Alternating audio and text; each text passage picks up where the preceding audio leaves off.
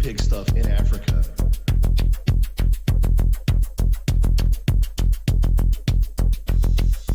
Is so insane.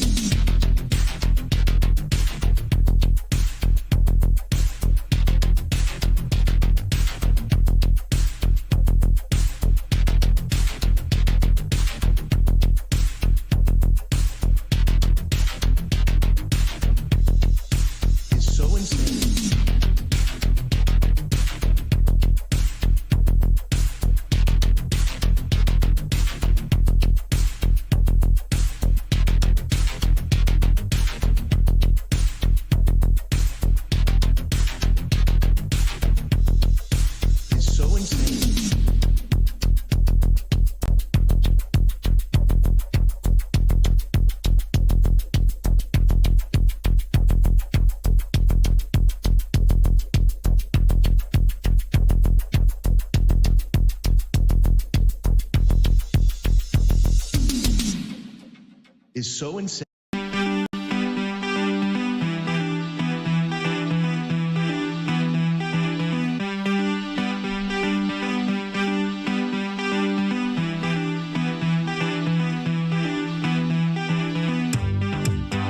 Funko, Funko, oh, oh, oh, Funko. Funko, oh, oh, oh.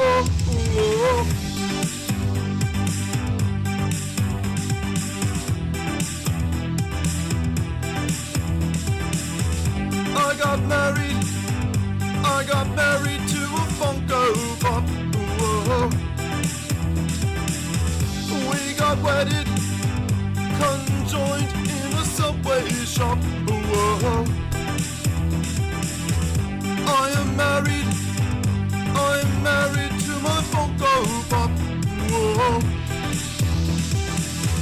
We got joined, co-writers in a Subway shop. Whoa. Vitamins and biscuits and minerals, they come to me in a tube. My whole life is spent watching on a tube.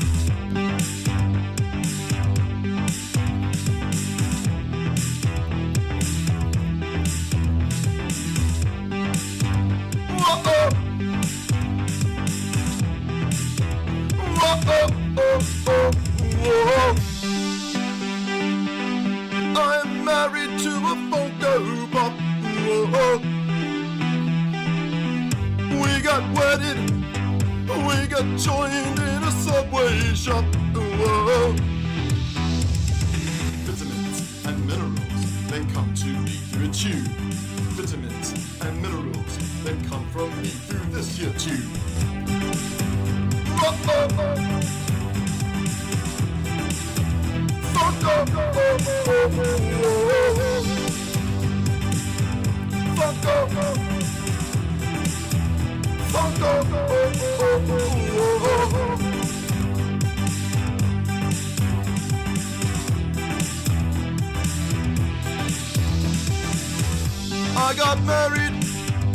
I got married to my Funko Pop.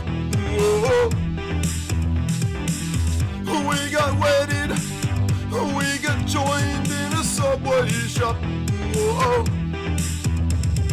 Love at first sight, love at first sight. What shall I do with love at first sight? Put it in my hand, throw it on the ground. Who knows? Just what will I do? We got wedded, conjoined in a Subway shop.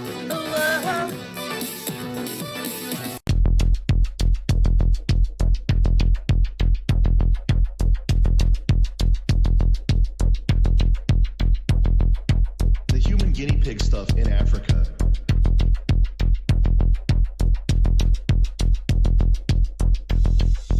Is so insane.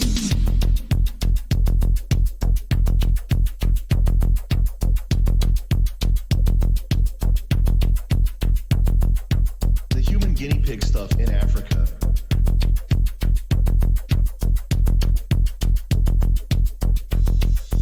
Is so insane.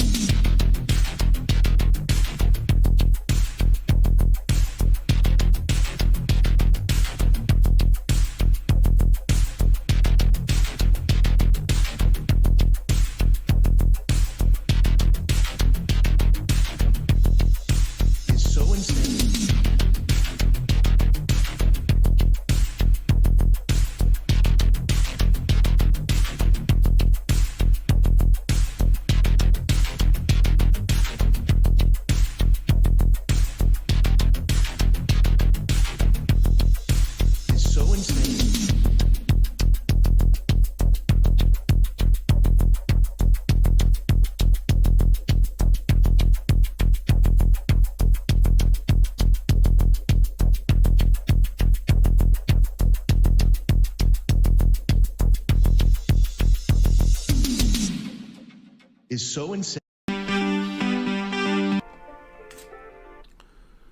All right, welcome. Open forum once again. Yo, yo, yo.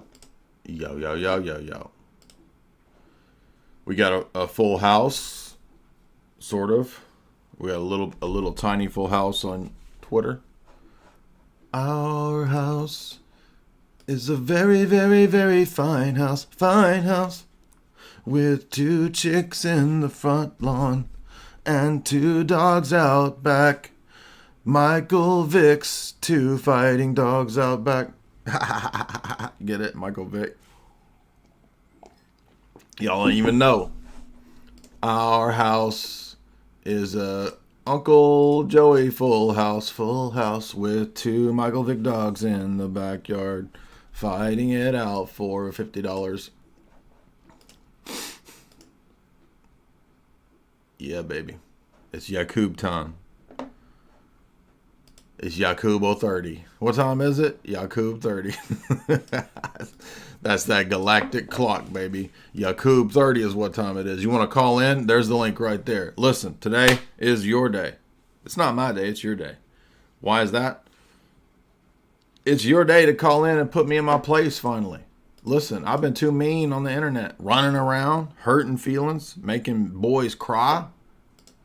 Like some sort of a Skittles 80s Britpop band. He makes boys cry on the internet. He makes boys sob online. He makes boys cry on the internet. 1985.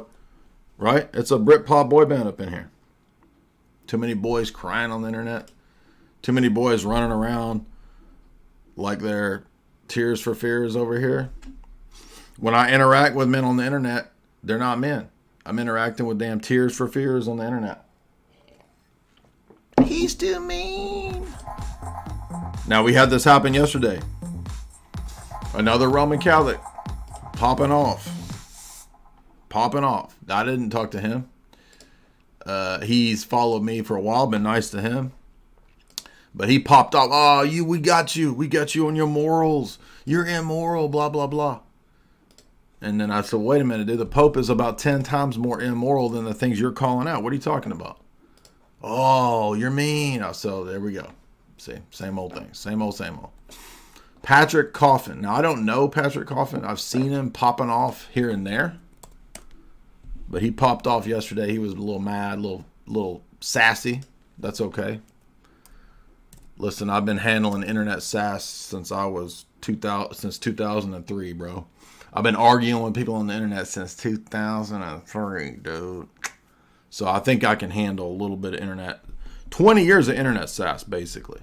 It's okay. I can handle it. I'm not gonna pack it up and stop tomorrow. This guy's a Patrick Coffin show.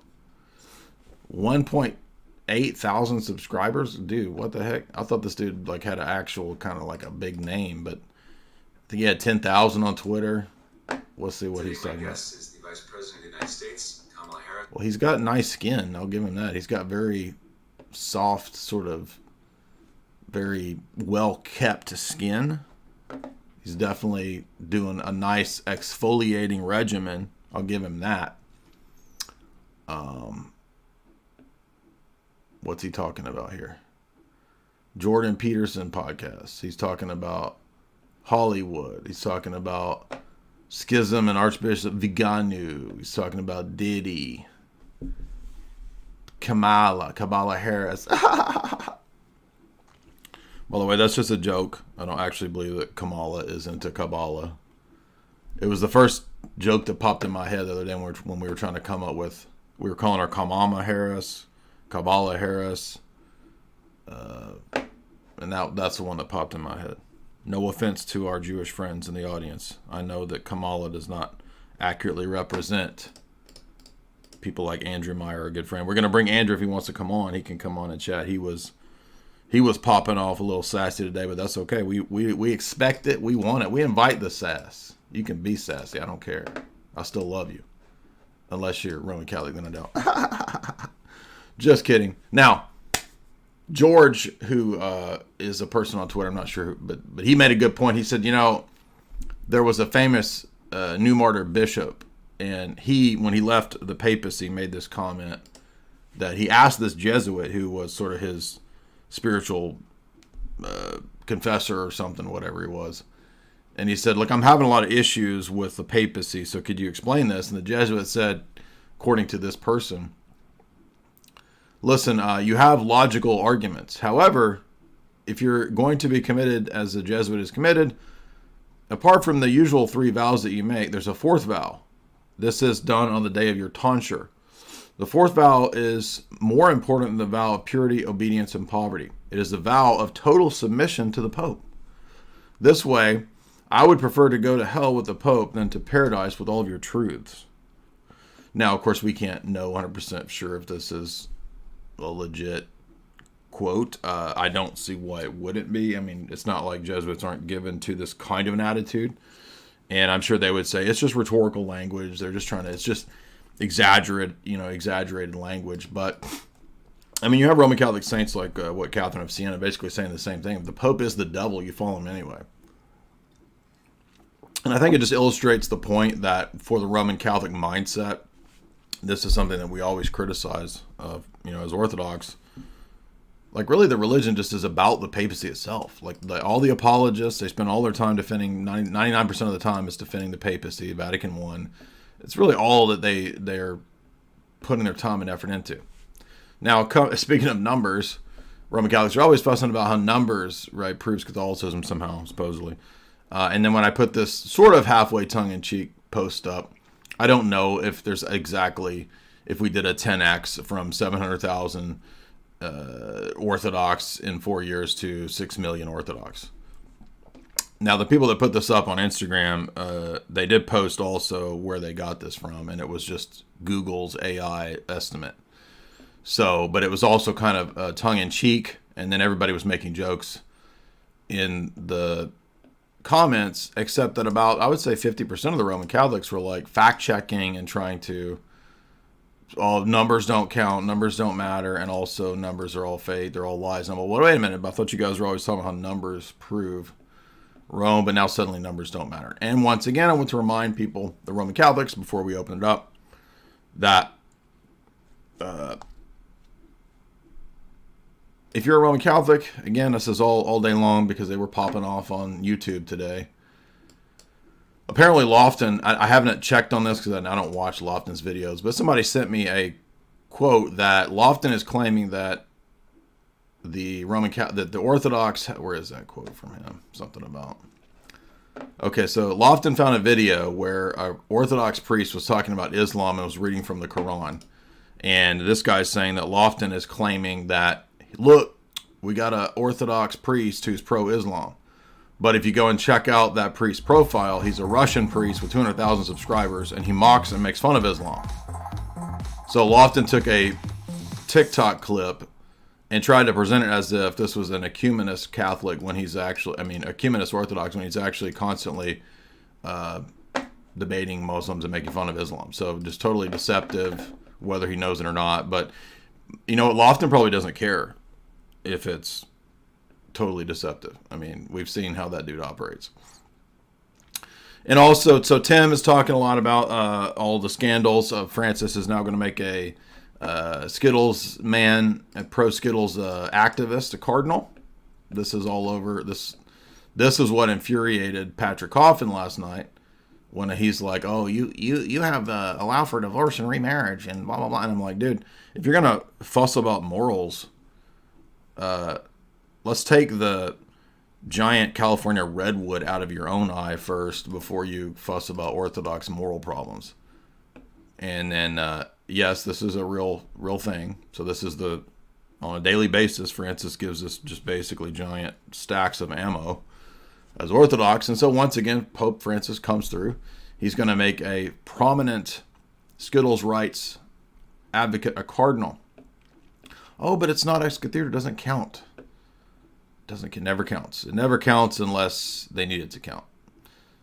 Exactly the way Protestants argue. So then when I pointed all this out, Patrick Coffin got mad and sent me a wall of text. And this is why I was pointing. By the way, a separate dude sent me a wall of text. And I'm like, look, if you're going to send another man walls of text whining in a DM, that's just immediate effeminate vibe. That's all I got to say. And by the way, I don't read. If you send me a wall of text, I didn't read it. That's all I could tell you. Also, I was reminded of this interesting thing from a book that I just bought, and I haven't read it yet, but it's called The Feminization of the Church or something like that.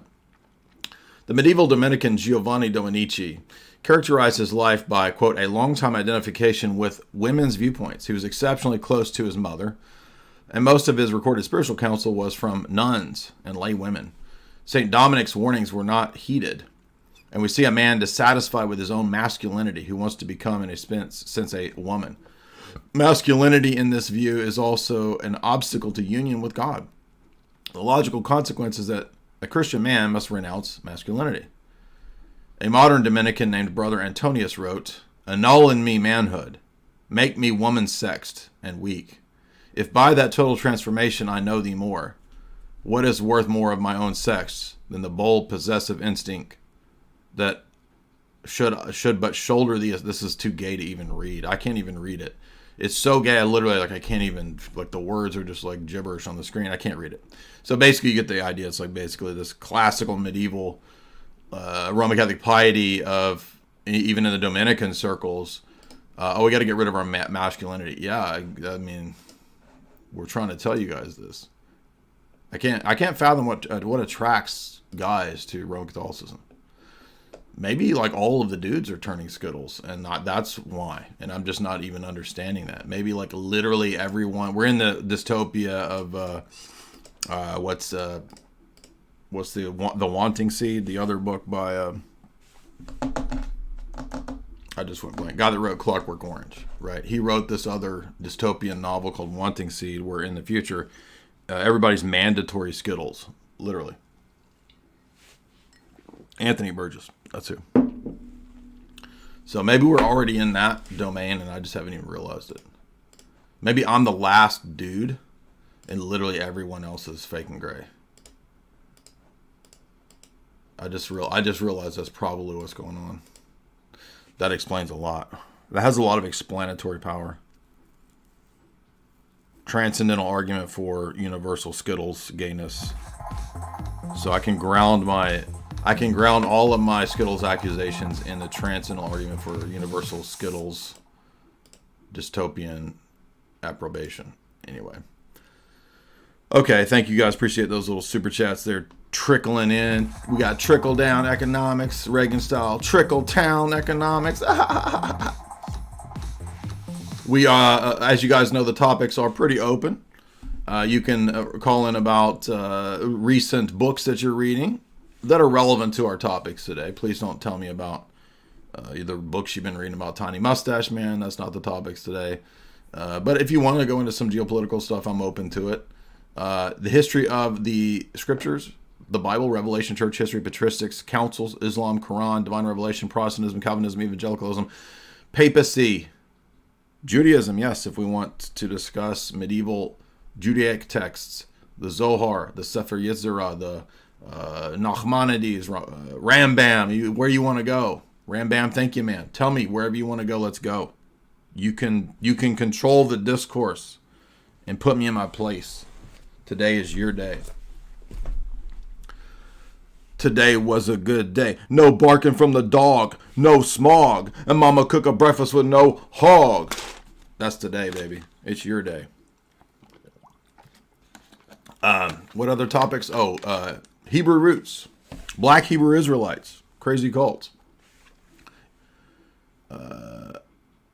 Protestantism. Islam. I got my study Bible Koran over here right next to me. So we're ready to talk about Islam.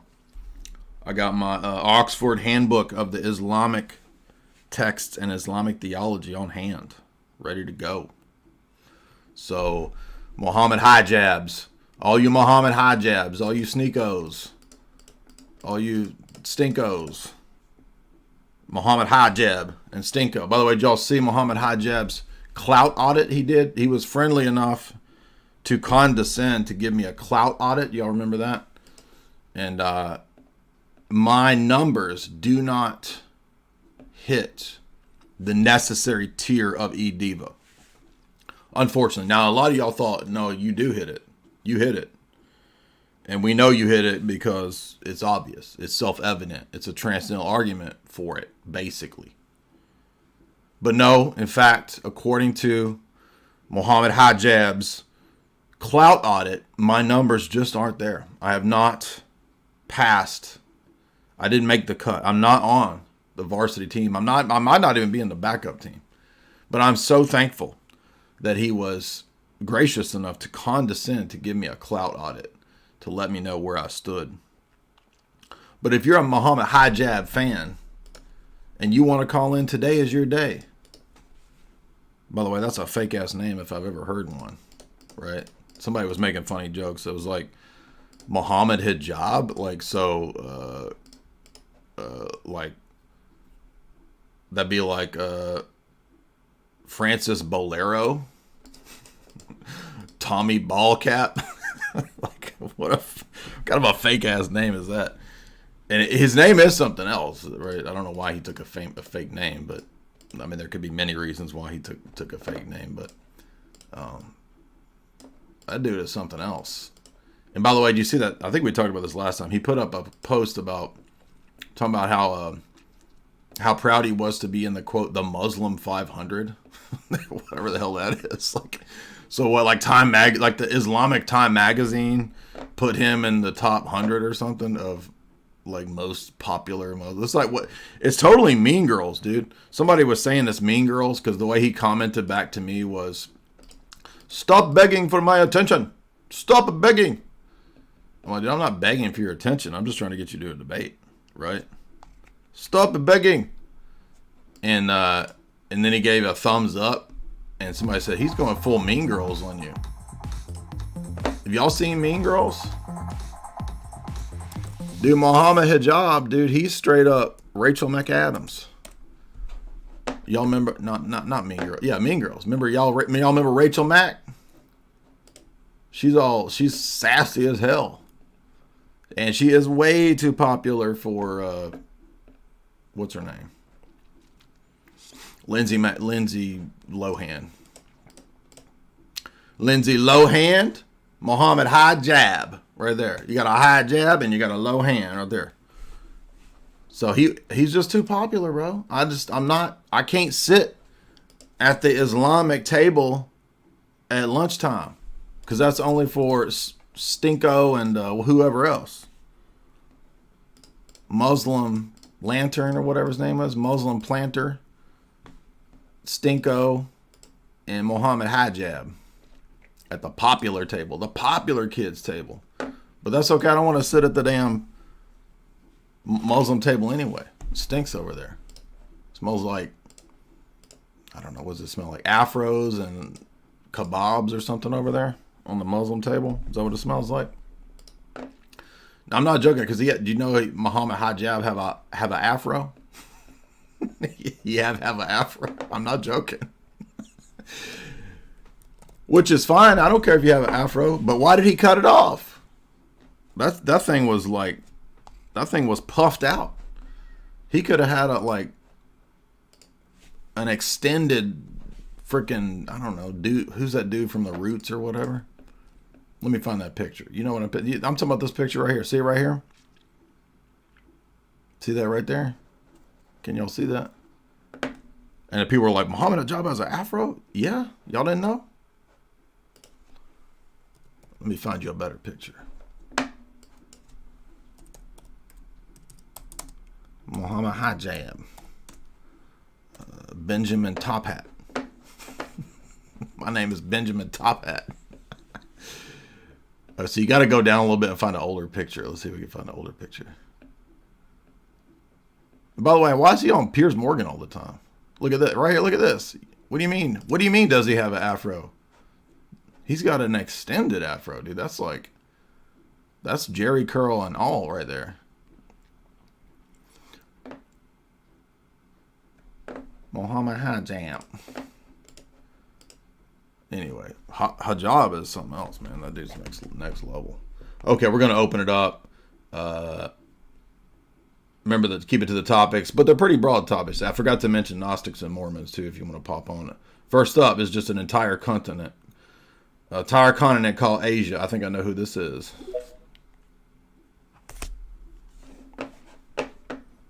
By the way, we got to rename the continents because that's racist the way the continents are named right now. What's up? How you doing, Asia? Hey, what's up? It is the continent of Asia calling in. I had a question that was really bothering me. If we could somehow map out human consciousness, would it change our belief in God? Like, should it? Would it? You know, and obviously there's the problem of if that's ever going to happen, and I'm not sure that it would. And there's also the problem of, you know, how would we prove that we mapped it out? But let's just say, you know, we did. What would that change, if anything? How do you mean mapped out? Do you mean like just a model or some kind of symbolic image that shows how the consciousness is structured or something? What do you mean mapped out? Like transhumanism? What do you mean? Not necessarily transhumanism, but like if this would be in line with like the atheist determinist materialist type thing. Right. And okay. like where you just basically have an amount of conviction where it's like, yes, human behavior and consciousness is a product of a long, complex chain of brain chemistry and cultural influences, you know, like how you were raised and stuff like that. So it would account for why certain people act seemingly illogically or irrationally. You know, maybe they're a product of the context that they were born in or whatever. But I'm just wondering if that would really change how you view God, and because I'm inclined to say that it shouldn't, but I don't know why I would say that. Well, yeah, I see your question. You know, so I think the problem is that any determinist type of system would be more fundamental in terms of problems than just like questioning God. It would actually make knowledge impossible, because if determinism is true, first of all, you could never know determinism is true, because that requires some kind of ability to choose between the true and the false. But in a determinist system, there's not true and false. There's just what's determined. So everything that appears to be true or false is actually illusory and really just some sort of a mental construct that is itself determined. So you could never adjudicate between true and false to begin with. So I think the problems are actually more fundamental than, well, could you still have God in some sort of determinist scheme, or would the belief in God be affected by a determinist scheme? And I mean, if we're going to be just kind of subsumed under determinism, every event is just equalized. It's a great equalizer. So there isn't really anything true or false. And by the way, you're not actually coming to any discoveries either, right? Because to make a discovery assumes that you've realized something that contrasts with the false, something true versus the false. But again, in determinism, there is no true and there is no false. There's just what is. So I think it's just ultimately a defeater for the possibility of knowledge at all.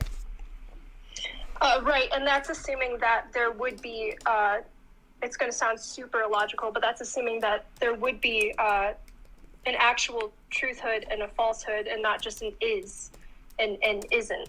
And also, like, you know, if you really commit to determinism, and I'm not sure that's a great move, but if you really do commit to it, then there's no good or bad either. Correct. So it doesn't really matter if you're arguing then with someone who subscribes to that, they're not arguing necessarily to try and prove that they're correct, because it's impossible. But, exactly. But my point is that, you know, then if that position, you know, was somehow just an actuality, Mm-hmm.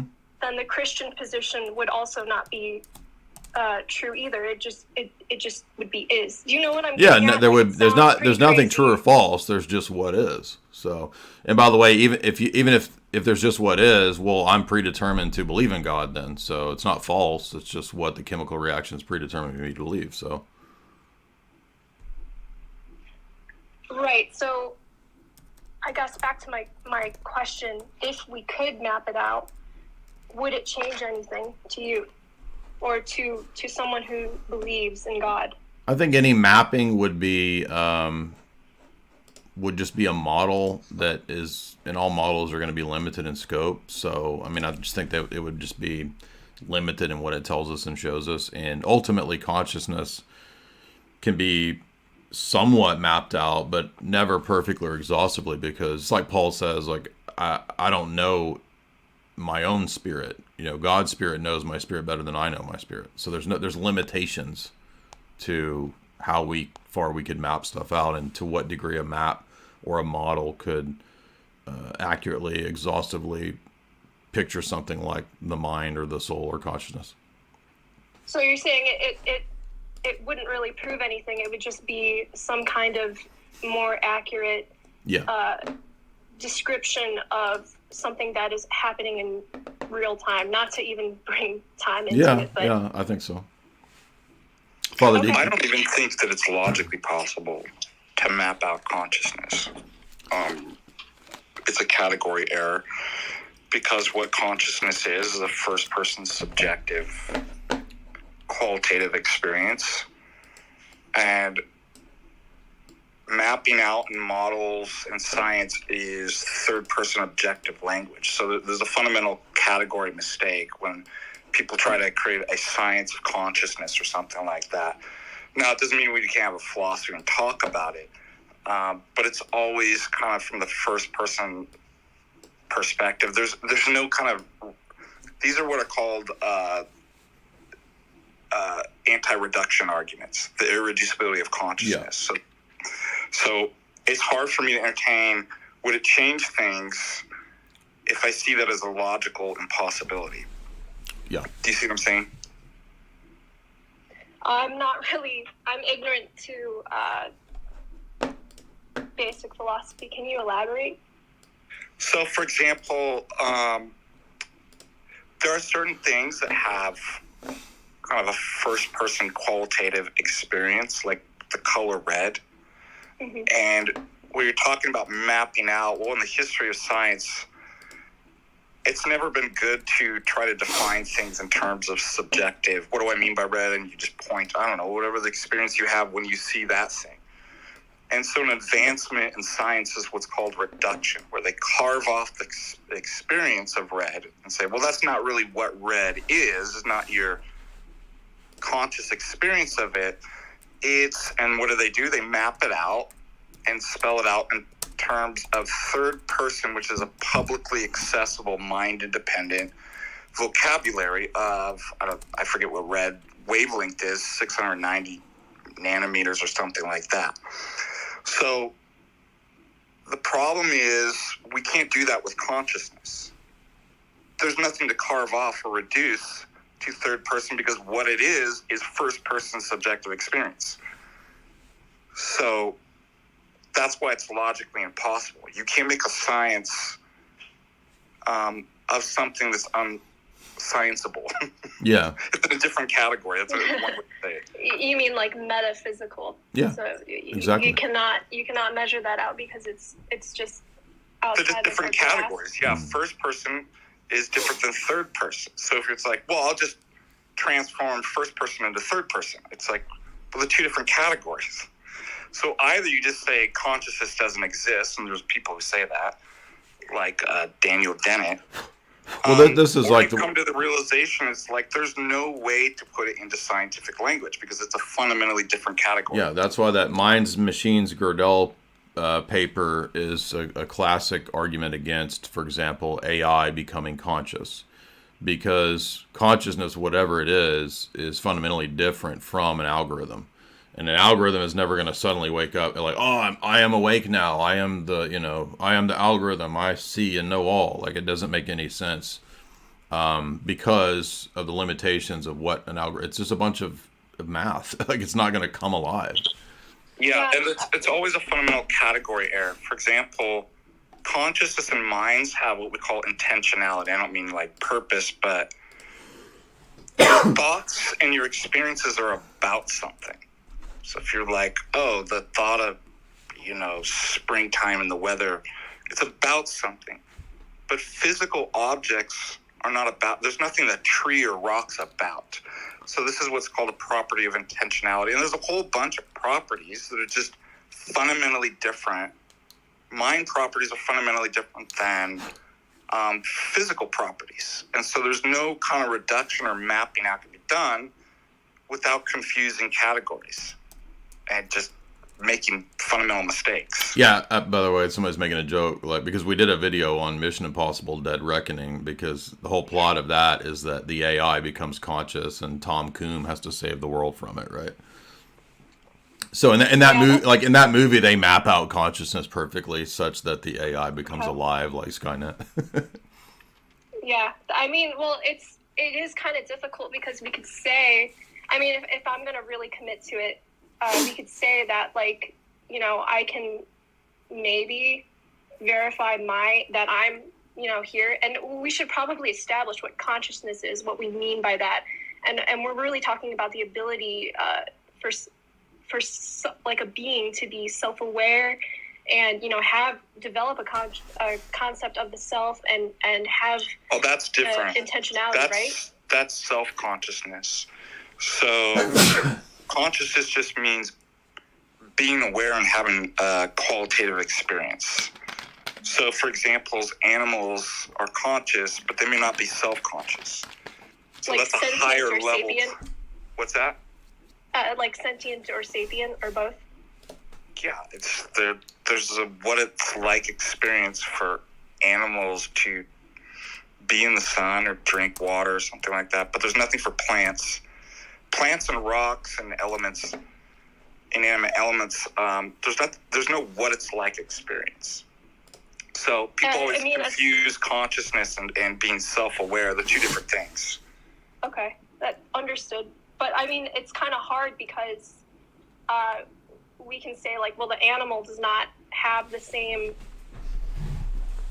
gradation of consciousness that we have, but couldn't I turn around, if we're collapsing it to the human mind, to the first person experience, couldn't I turn around and point at other people and say, you know, they really resemble me, they really act as, you know, in a way that's familiar, but I can't really tell that they have first person experience too.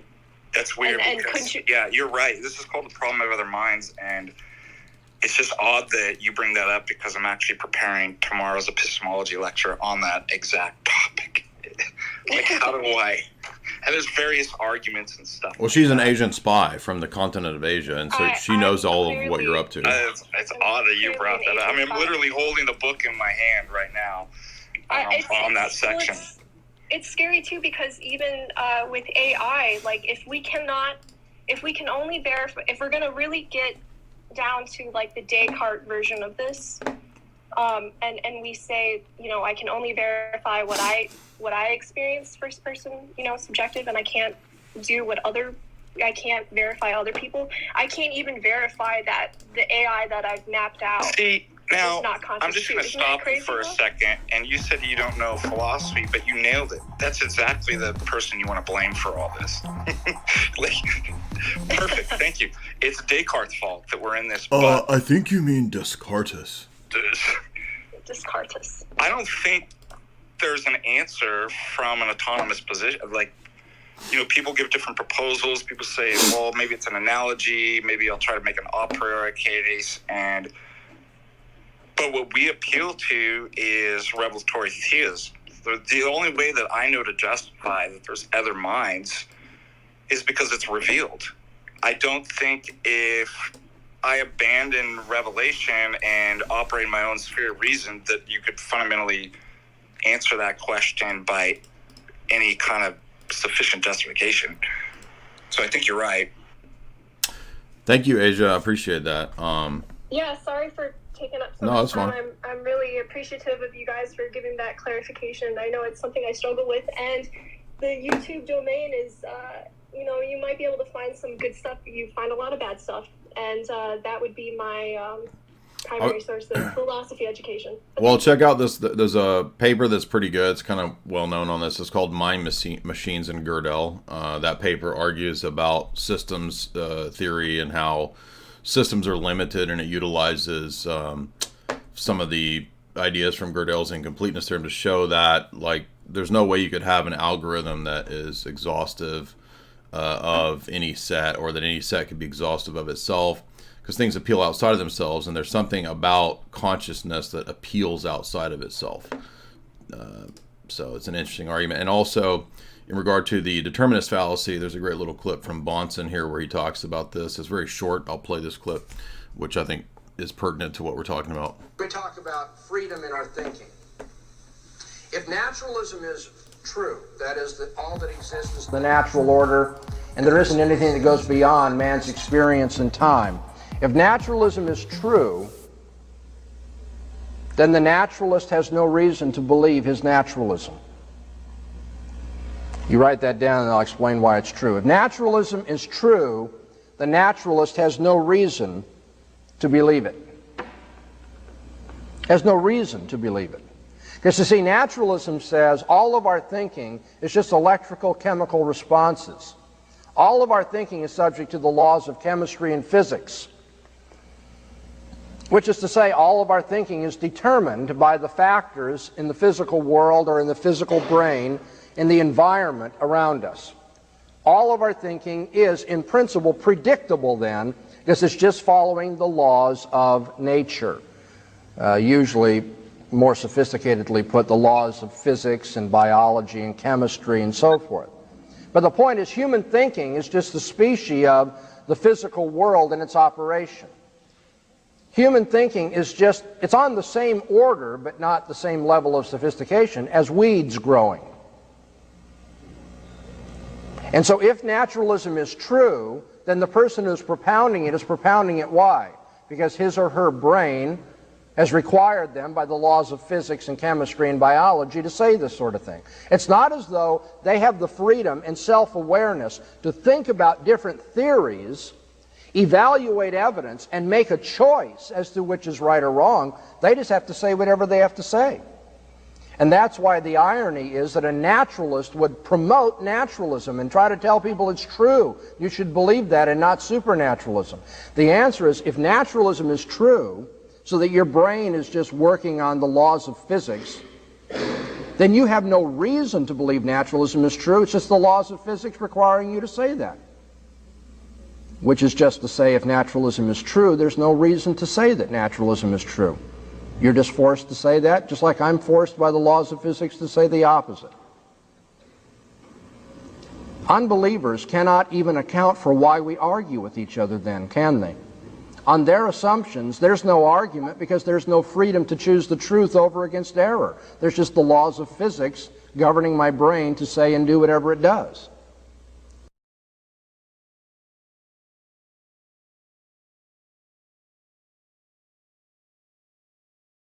Yeah, so there's a classic Bonson clip on naturalism being a self-defeater for the possibility of knowledge. Vane, what's up, man?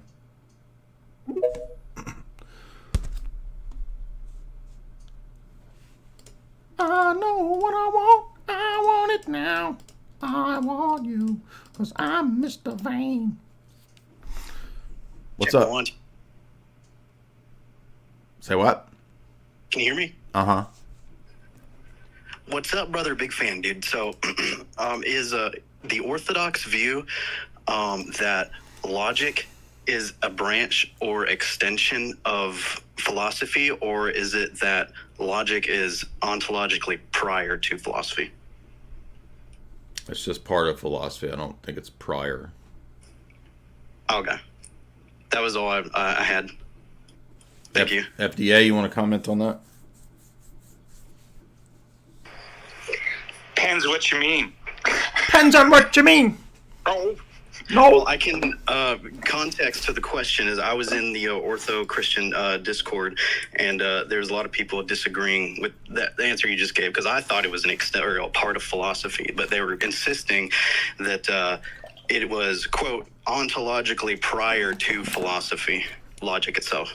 Well, I mean, we speak about logic in different senses, so it's a yes and no answer. Is logic a branch and discipline of philosophy? Sure.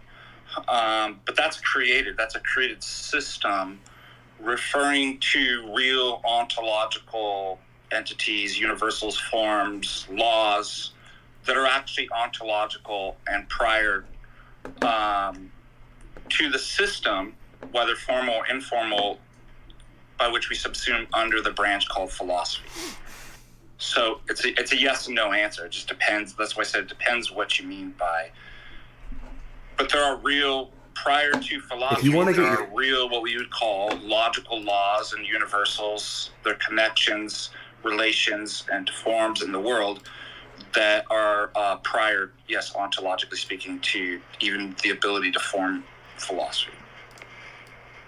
All right, that works. It's a yes and no. I like the answer. Thank you. I appreciate it. Thank you. Yeah, that's a good question. Yeah, no Appreciate it, problem. man. I know what I want. I want it now. I want you, because I'm Mr. Vain. Does no one else remember 90s EDM? That guy's name was Vain, so I'm thinking of Culture Club, Mr. Vain. So who disagrees? Go to the head of the line. Anybody? We got 12 people in line. Raise your little paw. Raise your little paw for me if you disagree, bro. Who disagrees? I see a bunch of emojis, but nobody's raising their hand to disagree. Anybody disagree? Raise your hand emoji. You go to the head of the line. Parker. Okay, Parker goes to the head of the line. What's up, Parker? Parker Lewis can't lose. What's up, man? By the way, he commented the other day. What's up? Jay, can you hear me? Uh-huh. Yo, I got one question. Are you ready for the Oasis Union? I'm wearing a shirt, man. What you think? Maybe. I don't really want to know how you got it, grows. 'Cause I just want to fly lately. Okay. I like it, dude. Thank you, dude. All right, have a good day, buddy. That's it. Oh, you cheated. You cheated. You came to the front of the line just to do some Live Forever. By the way, I'm not. Live Forever's okay. Everybody loves Live Forever. Live. I can't even talk. Live Forever. And it's okay, but I mean, there's so many better Oasis songs. And everybody hates Be Here Now, but Be Here Now is probably my favorite album overall. I mean, obviously, Morning Glory is pretty much every song is good on Morning Glory, but Be Here Now is like almost all hits too. So, anyway, Michael, what's up, dude? Michael Dudikoff. Maybe I don't really wanna know how you got and grows, 'cause I just wanna fly. Card says for $1, don't quit your day job. Oh, got that boomer roast. Roasted me. Got that classic boomer roast. Listen, we got a new song, though, before we go to Michael Dudikoff. We got a new song. Did y'all hear this new ditty? Here we go again. Where do we get the Bible from? Did you even read the canons? There is only one church, you are in a cult. You're a goblin, a demon, a boomer tard. You're so mean, I'm your dude. Is this your first time on the interwebs? Jamie, I need a ginger Jew.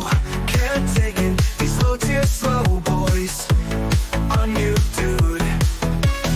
1 + 1 + 1 = 3. Icons are idolatry. Why do you pray to dead people? That's the traditions of men, you heretic. Wow, wow, wow, wow. I'm your dude. Is this your first time on the interwebs? Jay, I need a ginger Jew. Can't take it, these low tier slow boys. I'm your dude. What's your epistemic justification? That argument is circular, and you are refuted.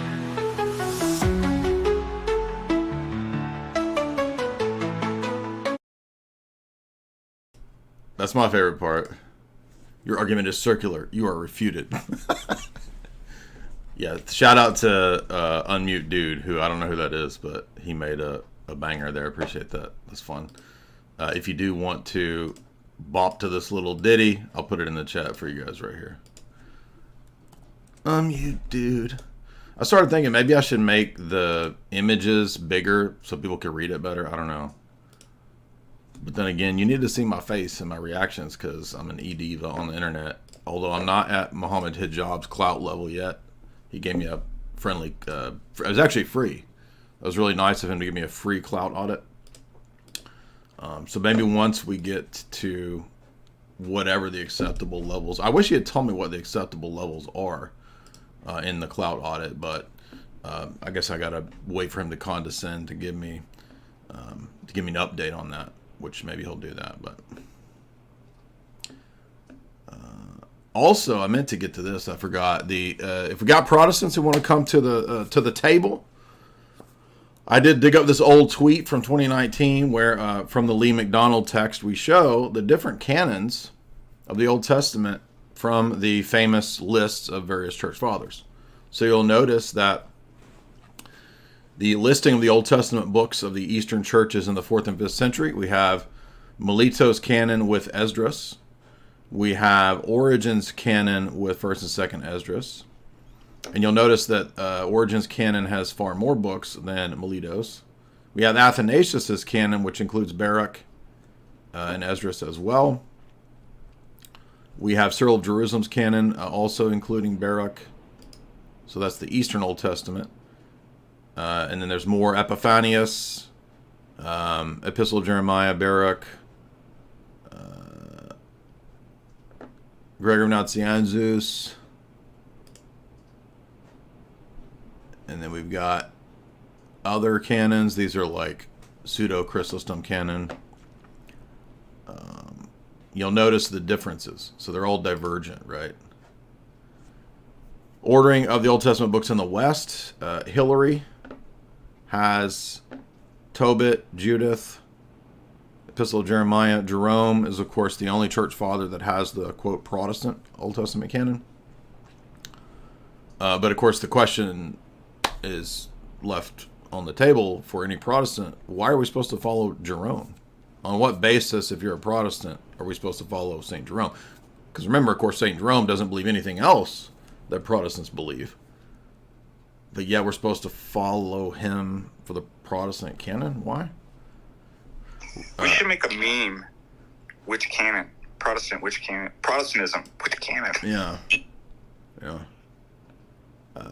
Anyway, so that's always on the table too for topics. There's another list of New Testament canon that's from the same book. I couldn't find that tweet though, so I'll have to do a new one. But so those are on the table too. Remember, the topics are if you're Catholic, atheist, Protestant, Muslim, Gnostic, Pagan, Mormon, Hebrew roots, Black Hebrew Israelite, Arian, Jehovah's Witness, Calvinist, Evangelical. What else is there?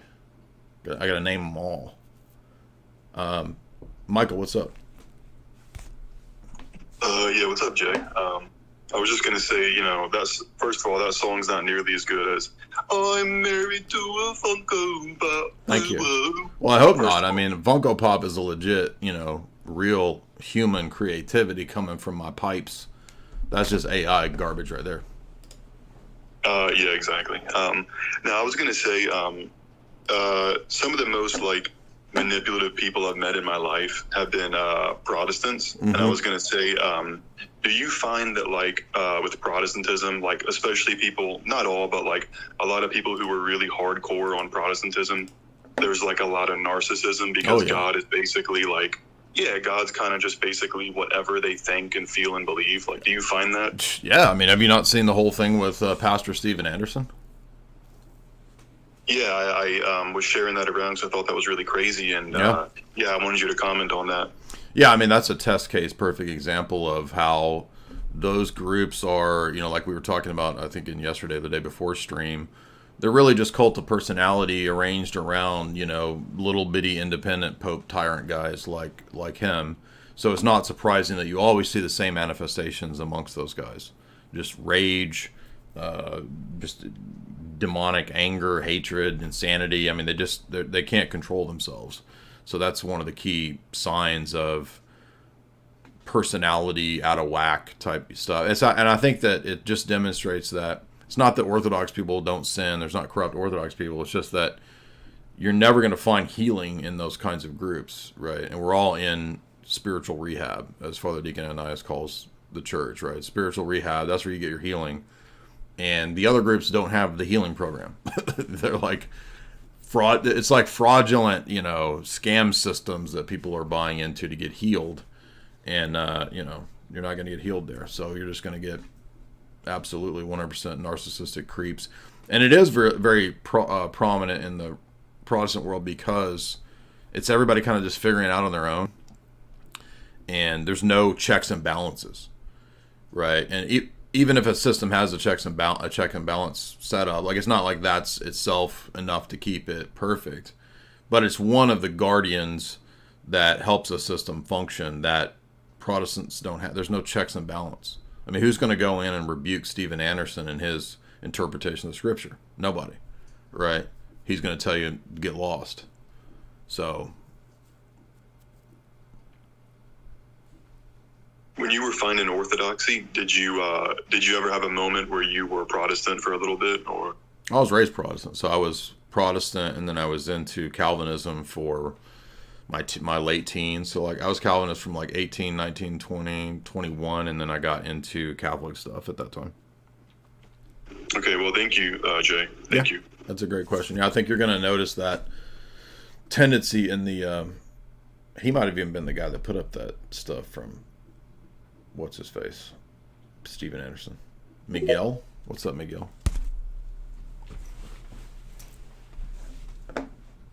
I'm you, dude.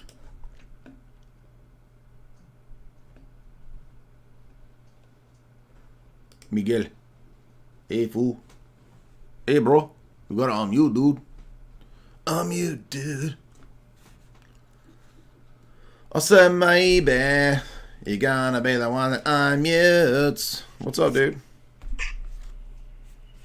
Can you hear me? Yes, sir. See. Okay. Jay, I have 3 questions to make to you. First of all, what is your position when it comes to the creation versus evolution debate? I think I know more or less, but not completely. Secondly, I disagree completely with your view of Protestantism, because Protestantism by itself is a word that means nothing. Is what? Because there are some Orthodox and Catholics. Protestant is what? I can't understand what you're saying. Protestants what? Excuse me? I can't understand what you're saying. Protestantism is what? Protestantism is a word that means nothing.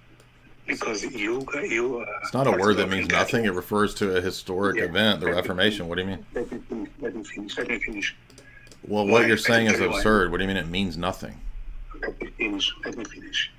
No, I'm not going to let you finish when you say something ridiculous. What is it? What is it? How is it a meaningless word? What do you mean? Can I finish? Okay. Okay, so why do I say this? This is my opinion, of course. Because you Orthodox and you Catholics, you look at the evangelicals or non-Catholics or non-Orthodox, as you see your own religion, you think that the Protestantism, which is a meaningless word, is like a monolithic faith with a common belief that all have. That's nonsense. No, it's precisely false because it's not unified. It's not a place for. This is not for you to yap. Do you have an argument or not? Jay, you had someone in there speaking for like 10 minutes. You said nothing. So let me finish my point, and then you can refute me. She wasn't saying nothing. She made good points. What do you mean? I didn't say she said nothing. She said she was speaking for like 10 minutes or more. You sound like you're a ghost whispering. Can you just enunciate clearly? Like I can't understand what you're saying. Okay. Did you just pass over? Like, do we need to get some ghost hunting equipment to talk to you? No, clearly. Is it better now? Yeah, go ahead. Okay. Why do I say this? Because I think that is a lazy term, because even within the Protestants, Comas, branch, there are several branches that even don't agree with each other. For example, you have the Calvinists, you have the Baptists, you have the Independent Baptists, you have the Pentecostals. We know the denominations. I know. We don't have to list them all. I know. All right, bro. This is just I can't. It's a helpful term as a general category that captures. But it's a long category. If you let me finish, I'm going to. No, I won't let you finish. Just make. You haven't made your point. You don't accept other viewpoints, Jay. That's not very. I already know the other viewpoint. So it's a general category that captures both the historical. Can I explain why Protestantism is allegedly done? Can I Yeah, explain why sure. Protestantism is allegedly done? Okay, go ahead. Okay, because like even with Protestants, quote unquote, there are several people who don't agree with each other in terms of theology. Yeah. Methodists, Baptists, Independent Baptists. We know. So, in my opinion, that's a very, very lazy term because you have to. Do you know the difference between a genus and species categorization? My friend, let me finish. I didn't interrupt you. Let me finish. Even within what you call Protestants, there are several branches. You just keep repeating the same Yeah, thing. you told us this like 5 times. You've told us this 5 times. Because you interrupted me. Because you're saying stupid stuff. You're just repeating yourself. All right, we're done. There's no rules against that we can't interrupt you when you keep repeating the same thing over and over again for 15 minutes. Yeah, it's like he said, like genus, species, right? The broader class of then things that are more precise underneath. Yeah, you can't do a genus because there's species and the species are different. They're more precise, and the other one's broad. So everything broad is false. All right, what's up, our buddy Andrew? What's up, Andrew?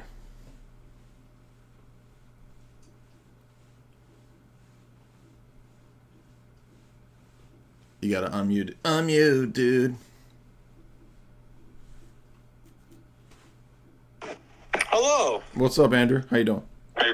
Good. I liked your intro. I gotta talk about that first. Okay. First of all, Yakub, that's right. That's right.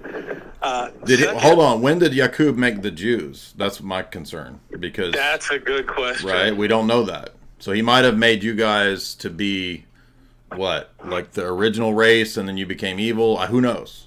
That's a good question. I don't know. Second, your singing is lovely. I know. Excellent. Thank you. Well, this is self-evident. We know. Thank you. And then third, you're searching for a nickname for Kamala, and I just gotta say, I love Kamabla. Kamabla is the right nickname for Kamala. Kamabla is the right nickname. We know we're trying to find a name. It's gotta be wonderful. It's gotta be amazing, magnificent, really. Excellent nickname. Now to the heart of the matter. There's a couple of things with the Zohar and Jesus. One, yes, Jesus knew the Zohar. Yes, the Zohar was contemporary. The author of the Zohar, Rabbi Shimon Bar Yochai, is contemporary with Jesus. Historians don't like to admit that. There's a lot of anti-Kabbalist Jews even that hate the Zohar and they want to pretend it's a forgery. But if you look at a lot of the early church fathers basically point to the Zohar. And if you look at the Zohar points to Jesus. In a lot of areas, it basically references him, right exactly what he did. And I'll speak to that stuff. I'll read you some quotes, but I think you should get a chance to go ahead. Okay, well, I got a few questions first of all. So, as I said when we were going back and forth in the replies, so first of all, the Zohar might encompass a lot of different things, including things that we would accept as the Old Testament, right? So let's say the chariot stuff out of Ezekiel. Maybe that's in the Zohar. But we wouldn't conclude from that necessarily that all of the Zohar is all ancient and authentic, because parts of it are, right? Because it's a lot of different pieces of literature, correct? Funny enough, the Zohar, besides the people that say Moses de Leon wrote it, the Zohar is not disputed that like parts of it are real or parts of it are not. The Talmud actually, the section where it says that Jesus is boiling in a vat, there's a great Kabbalist named Moshe David Valley who said that was a corruption that was. So I never heard someone besides them saying that Moses de Leon wrote it, then the whole thing is a Well, forgery. no, I'm not saying that he wrote the whole thing. I'm saying that you could have a lot of different traditions that do go back to the first century or maybe even prior to the first century that are later part of the collection known as the Zohar. But what I'm saying is that doesn't tell us necessarily that all of what's called the Zohar is ancient and authentic, nor does it tell us that Jesus referred to the Zohar. So that's a separate claim, which where do you get that from? So I'll start with Origen of Alexandria, early church father, who said that there were certain truths too exalted to be written down, and the Zohar was first part of an oral tradition before it was written down. Well, hold on. Do you have I'm not doubting your references, but is Origen talking about oral tradition in general or specifically about Jewish oral tradition? Because okay, so I mean, as Orthodox, I'll keep going. we admit as Orthodox that yes, Jews did have oral tradition, but whether that's equivalent to what's in the 13th century text known as the Zohar is the thing that I'm calling into question. Okay, I'm going to keep going, and then let's see if these things reconcile. Origen said, Jesus is said to have spoken the word of God to his disciples privately, and especially in places of retreat, but what he said has not been recorded. This implies that the literal level of the Gospels does not reveal the deepest levels of the text. He said Paul and Peter were circumcised Jews in the flesh. They were also made secret Jews by Jesus. Origen said the recognition of the existence of a secret or hidden Judaism next to visible Judaism is of capital importance to Christianity. Right. He said that the rabbis held the keys to this knowledge, but they spurned the secrets to embrace the literal Torah. And he said, any man found who believes the literal Bible is an idiot.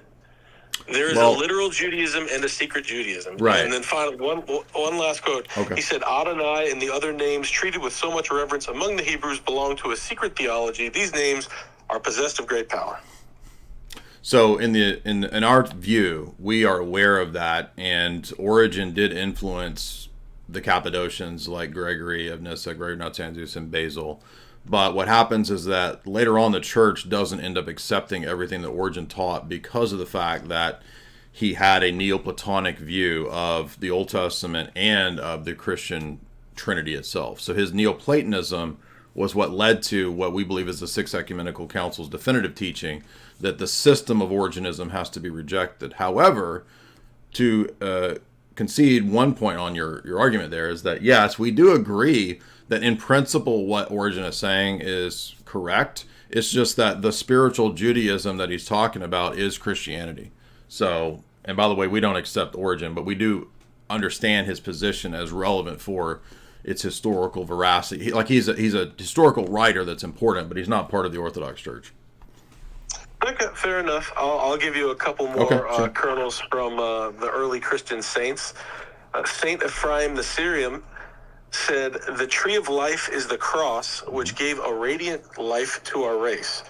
And if you study Kabbalah, the tree of life, the Kabbalistic tree of life, the 10 Sfirot, it lines up exactly with the papal cross, or I guess, what would you call yours, the Orthodox cross with the 3 bars instead of the 1. They both line up exactly with the tree of life, the Kabbalistic tree of life, the 10 Sfirot. So these teachings are deeply embedded within Christianity. Well, we agree with that Saint Ephrem. He is a saint in the Orthodox Church, but what we believe that is the actual cross that he died on. That is the means by which we are saved and deified. So, yeah, you could say that it has a symbolic parallel to the tree in the Garden of Eden, but it's not like that therefore corresponds to the Sephirot of the Kabbalah. We wouldn't accept that. I mean, just because it's called a tree, it doesn't mean that it's equivalent. Do you think Golgotha is a literal place? Yeah, it was where he was crucified. So Golgotha, it corresponds exactly to Keter. There's a quote from the Zohar. Into this skull, Golgotha, drips dew. This is the only place that you're going to find a reference to that word, by the way, in all of Judaic literature. Into this skull drips dew from the white head. From this do, the dead will be restored to life, resurrection. Yeah, I mean, again, I agree that even within the Judaic literature, there is references and things that point to. I have a Messianic Jewish friend that wrote a book on all of these different references in the Haggadah and all these Mishnah and all the different texts that have these sort of references to Christ. But what does that mean is the question, right? So we're going to differ, I guess, on the meaning rather than packing into it all of this sort of like esoteric stuff that may or may not be there. So, I mean, I see. Would that not? Why would that not suggest like a Christian interpretation? No, I agree that, like, the Zohar, it says, I wanted to point to another couple things in it. The Zohar says that Messiah will be killed and die. Are you there? You're cutting out.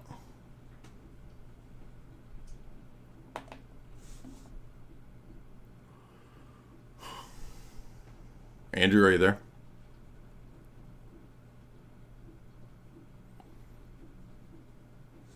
You want to pop out and pop back in? It's probably the storm. So for those that don't know, all of Florida is getting hit right now. So it's we're about a couple hours away from the storm actually like making landfall. Now where we are, I don't think it'll be bad, but it might be affecting a lot of everybody's internet in Florida.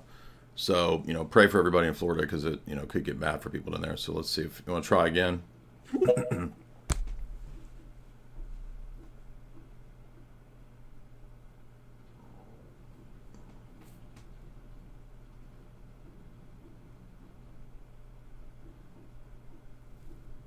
Are you there, Andrew?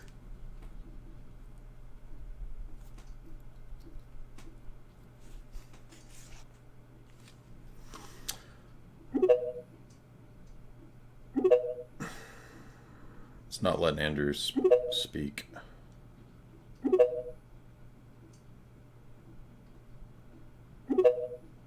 Try again. Okay, I'm back. Yeah, I was kicked out. I guess probably internet dropping because I heard you say that, and that's probably what happened. No, I didn't kick you out. Couple more things from the Zohar. Okay. Zohar says this is exactly what the Holy One, blessed be He, did with the generation. He offered the righteous man for indictment in order to save the generation on his account. Mm-hmm.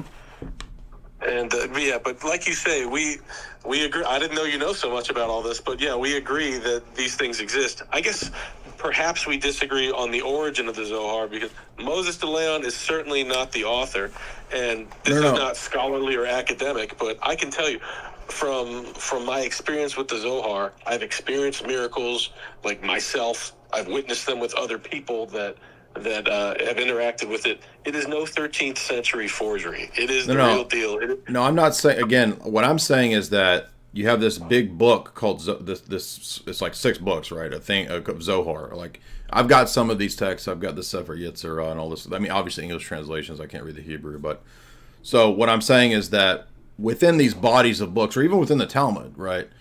There's all kinds of stuff that's in there. There's scripture texts that are in there, rabbinical debates that are in there, traditions that are in there. So it's like a bunch of different things. So some things in there go back ancient, absolutely. But that doesn't mean everything in there is ancient, because I mean, maybe you would disagree, but I think everybody, especially like in the academic world, scholarly world, would admit that some of these, especially medieval texts, like, for example, the Keys of Solomon, right? That's supposed to be this medieval magical ritual thing that goes back to Solomon. But I think everybody knows that that's a late, like a Renaissance forgery. It doesn't actually go back to Solomon. However, there is one thing that's the basis for the Keys of Solomon that's in Josephus, where Josephus says that Solomon had a ring and that he used this ring and he had powers through this ring.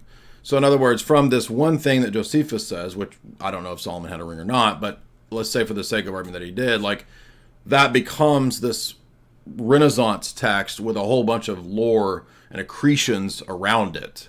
So the kernel is there, but not necessarily everything there. So I'm saying that from my perspective, I would imagine there are things in the Zohar, because, like, let's say the Zohar starts quoting Ezekiel and the chariot mysticism of Ezekiel 1 through 10. Okay, we would agree as Orthodox that, like, yeah, that's pointing to more than one principle in the Godhead, which Kabbalists take to eventually be in the Zohar, 3 lights, right? So the one Godhead is manifested in 3 lights in some places in the Zohar, and I think in Nachmanides as well. So we would say that's pointing at what we believe in terms of the Trinity. Obviously, other rabbinic texts say, no, it's not that, it's this. Other, Kabbalists say, no, it's not that, it's this other thing. And there's actually 10 hypostases, there's not just 3. So it's an unfolding manifestation. I would say that actually does come from, if you look up what's called the Porphyrian tree. The Porphyrian tree is the exact same idea as what you have in those Kabbalistic texts, I believe, because probably rabbis were reading Porphyry just like they were reading, Plato, just like they were reading Aristotle or anyone else. So that would be my take on why there's this sort of common. And that's why Sholem, I know you don't like Sholem, but that's why he says that there's a parallel between Neoplatonism in the first few centuries of the church and what you later see Kabbalists teaching in the Middle Ages, is that a lot of them are reading the same literature, but that doesn't necessarily mean that, like, in my view, I don't think Moses was sitting there and teaching like Sephiroth. That, I think, is where we diverge. This stuff is ancient. The first book of Kabbalah is called Sefer Yetzirah. It was written by Abraham. And as to the origin of the Zohar and where it comes from, it was unearthed in Jerusalem around the year 1270 by the Knights Templar. They brought it back to Spain, and the King of Spain sent it off to Nachmanides. So there is a history there that is not well known, but it is embalmed in legend.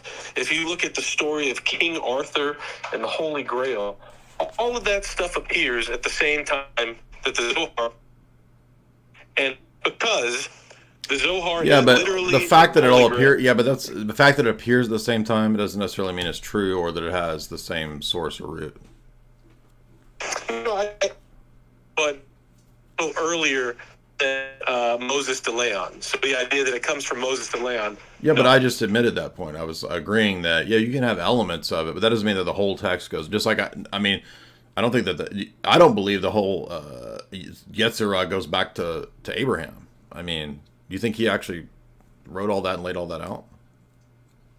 Sefer Yetzirah is not a very long book, and yes, I do 100% not no. Yeah, but what I'm saying, like, there's so many things in there that relate to, like, later Mosaic animal sacrifices that it's just not there in Abraham. Abraham wrote, if you look at Sefer Yetzirah, a lot about astrology. Right. Abraham was an astrologer, looked at the stars, and he knew things, and there's a reference to that all over. Well, see, but that's the way that Genesis presents Abraham is a person who's opposed to the Chaldean magicians of his day and comes out of that. So he wouldn't be an astrologer. There's a difference between idol worship, black magic, and basic astrology. Like, if you look at the Hebrew calendar.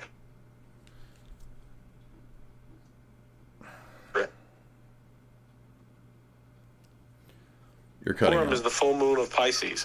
So you cut out for all that. I'm aware that, like, the 12 tribes, there's a correspondence between that and the 12 houses of the zodiac. But that's just how the ancient world would keep time. That doesn't mean that they conceded to, like, the celestial bodies determining events on Earth, right? So that's why, like, Deuteronomy says not to be involved in astrology. It's not that it's negative. You're cutting out, so it's like we can't hear half what you're saying. So I don't want you to have, like, a bad presentation. If you want to make your arguments, let's come back when it's not storming. Any better?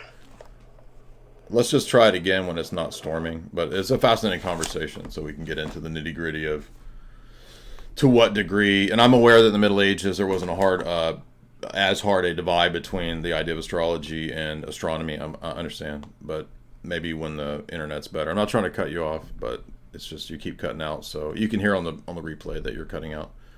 So we're looking for people who disagree. You go to the head of the line. Let's see, Ado.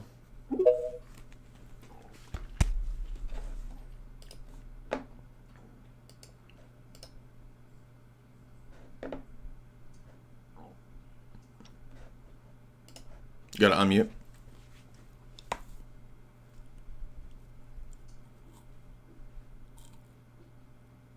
Unmute, man.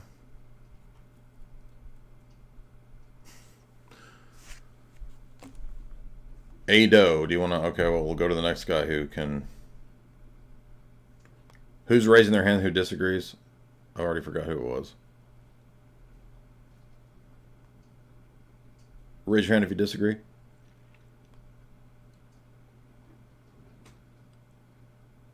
Can you guys hear me? Delante?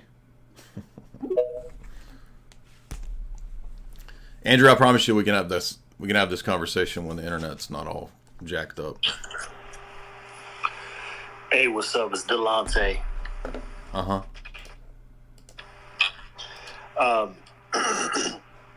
I was this is an open topic. Geopolitics is free. Okay. If it's within the terms of service. Yeah. I'm not going to talk about weird stuff.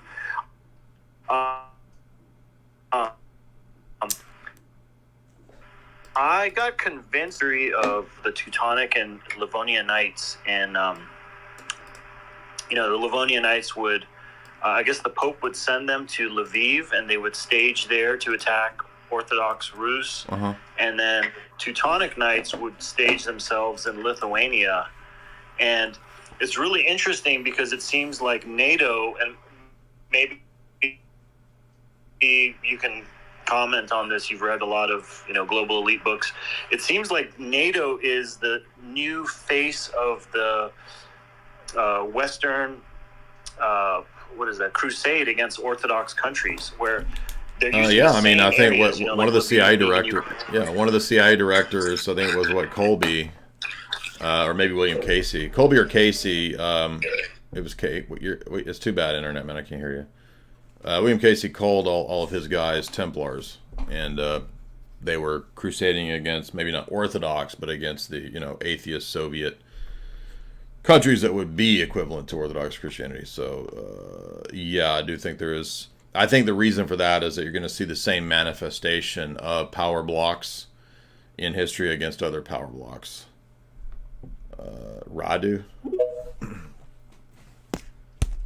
I think we're probably going to have a lot of internet problems due to the storm. So probably a lot of people's internet's going to get all jacked up. And my internet will probably be going out in a little while too. Now remember, we are going to try to do tonight's other stream as well. So there's 2 streams tonight. The next stream is Tristan and I going deep into the classic from George Orwell, Animal Farm. And we're going to see, did you know that the CIA actually bought the rights to make that into a movie? In 1954, they put out a kind of crappy wannabe Disney version animated version of the film. And so we're going to do a deep dive into that. And this is fascinating too because it was at a specific juncture in Orwell's own life where he was coming out of his socialism. So he was a committed socialist. He was in with Trotsky and was beginning to doubt it after Stalin comes to power. So it's kind of, as you can imagine, focused on Stalinism, just as 1984 is, but it also parallels with INGSOC, English socialism too. So, but as Orwell progresses, he gets more and more anti-communist. And I think at the end, he just basically realizes that Western neoliberalism, Eastern socialism, communism, Marxism, Trotskyism, Stalinism, managed dialectic. That's the whole point of 1984. I guess that guy dropped off. So look, it's for people who disagree. You go to the headline. Radu, do you want to try again?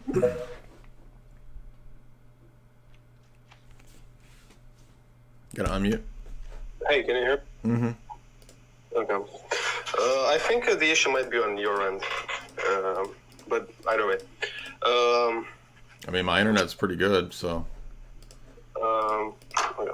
Well, I'm sorry then. I'd have 2 things I'd have to talk about if you have the time for me. Okay, I mean, are they on topic? Do you disagree or what? With regard to the disagreement, I would defend Christian Prince if you're still doing that. Yeah, sure. Okay, can I start with a quick question first, just because I feel like the other one, the Christian Prince thing, might take a while. Okay. Okay, so in the Fresh and Fit debate, what's his name? Daniel was talking about how in the Old Testament Jesus commanded the Jews to do what we would consider perhaps immoral acts. And I thought that a counter-argument to that would be to say that when we say that Jesus is a model for us to follow, what we mean is that as when he became incarnate, and so we would not. There's a difference between what's called a standing command and God's moral law. Right, so like a standing command would be something like, God told David to go talk to Saul. Okay, that's not a command that is also given to me. Oh, I should be like David and I need to go talk to Saul. Right, like there's specific things for specific people, specific times. And that's different than, like you're saying, where when Jesus becomes incarnate, that's specifically the message that's going to be given to all the nations. So yes, I think you're right.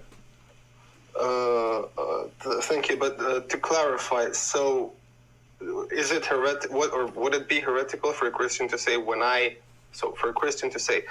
follow Jesus, what I mean to say is I take the model of his becoming incarnate and how he behaved during that time, and not whatever he commanded in the Old Testament? Would that be heretical? Well, that sounds Marcionite, because some things in the Old Testament, like love the Lord your God with all your heart, they do carry over. So in other words, it's the apostles and the church that had the authority from Christ to decide what things carry over and are still applicable. And that's like, Acts 15, Jerusalem Council, right? That's how that decision was made. Okay, well, I'll have to look. I have to rewatch and look into that, but thank you. And now to the Christian Prince. What's funny? Why are you laughing? I'm laughing because I'm not understanding a lot of the things you're just saying, and I'm laughing at my stupidity. I'm not laughing at you. What are you not understanding about what was not clear in that? You said something like Marcion or Marcion. Right. So Marcion yes. is one of the first early church heretics who said that the God of the Old Testament is a mean, killing God, and the God of the New Testament is the God of love, who's embodied in Jesus. So that he put a fundamental divide between the Old and New Testament. So Marcionism is a heresy. So what you said could fall into Marcionism, and that's just simply not true. Oh, but it presumably doesn't have to, but it could. Well, again, it just depends on what you mean. It just depends on what you mean by we don't follow the Old Testament, we follow Jesus. I mean, when we say, sorry. Go ahead.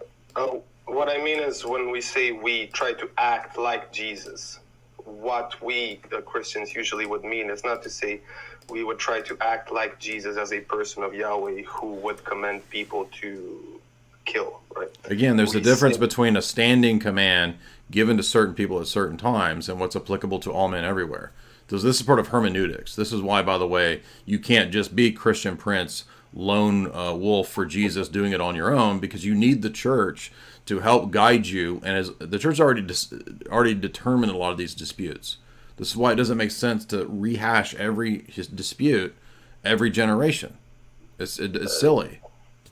Yeah, of course I agree. I'm not trying to come up with any new things. Well, how would you agree with that if Christian Prince's whole position is you and the Bible without church? Well, my defense of Christian Prince would come from a different side, but there is this is a misunderstanding of what Christianity is. It's a historic religion. It's not a religion of you and the Bible. Right. Well, what I'm saying is that all the confusion that might come with regards to Christianity would come from lack of education, which I lack education or proper education with regards to Christianity is what I'm saying. And this sort of pertains to what I would like to say with regards to defending CP, Christian Prince. Because I'd say that if we consider... And, look, Christian Prince, and I'm not making fun of you or being mean to you, but his audience is Muslims with Bibles. Yeah, I know. And I want to speak to that, of course. Okay. Hey, Jamie? Could you make me an espresso? Go ahead. Yeah. So I would like to say that I would have been a lot more eager to defend CP prior to him saying, who is Athanasius? I don't know Athanasius. I don't. So still, I think some of his... Athanasius mega the poo-poo. Athanasius, yeah, that's right. I'd say that if we consider, like you say, that his audience consists of not very sophisticated people and recent converts from Islam, and I understand that this is not his point, but I'm giving a charitable defense. I'm trying to steal my name. He's kind of right, I would say, to say that maybe you should keep away from icon or relic veneration for a while. And I know that you and Parent Deacon Ananias said something like idolatry begins in the heart, right? And, but you're missing the whole point. You're missing the whole point that, again, you're thinking about it in terms of an individual and the Bible. There's no Christianity apart from the community of the church. You have to be locked into that, right? I won't disagree with you. But you have to disagree with me if you agree with CP that you got to stay away from icons, because icons are integral to Christology. I wouldn't want to debate you on this, but would you not say that you can partake in Christianity without venerating? Nope, absolutely not. No, it's not authentic Christianity. That's the point, because it's going to be a conflicted, confused, heterodox version, which is not going to it's like no different than Pastor Steven Anderson's cult, where you don't get the healing because it's not the actual life source that has the healing. Bro, what are you doing? Well, look, I appreciate it. We're going to move on, but thank you for that question. But no, there's a logic to the ecumenical councils, and it's not. And there's a reason why it's Nicaea is about the deity of Christ, and every one of the councils is about Christ, all the way up to the 7th and the 8th, and even by extension the Palamite synods are, because the same logic is at work in each of these to explain who the incarnate Christ is and how he's supposed to be worshipped. So we're looking for people who disagree, but I thank you for those questions. What's up, Lauren? You wanted to come from the chat. I appreciate you coming to speak. Just hit unmute.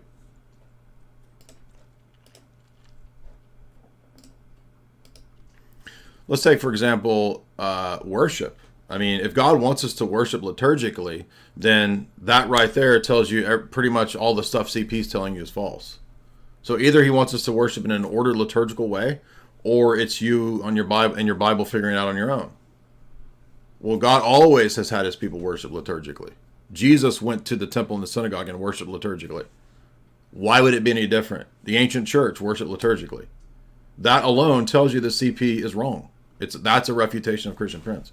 Lauren, what's up? Thank you. You gotta unmute, Lauren. Hello. What's up? Hey, can you hear me? Uh-huh. Okay, so I'm just gonna start talking. Feel free to stop me whenever you want. So you're familiar that we live in a 15-dimensional time matrix, right? It sounds like Doctor Who. Are you a Time Lord? What are you talking about? Well, everybody knows that. Is that a yes? Is there two people that I'm speaking with, or is it just you, Jay? There's two people in here. What does that mean? I have no idea what this means. 15. The other one's Jay from the multiverse. I mean, look, clearly it's 78 dimensions. Where did you get 15?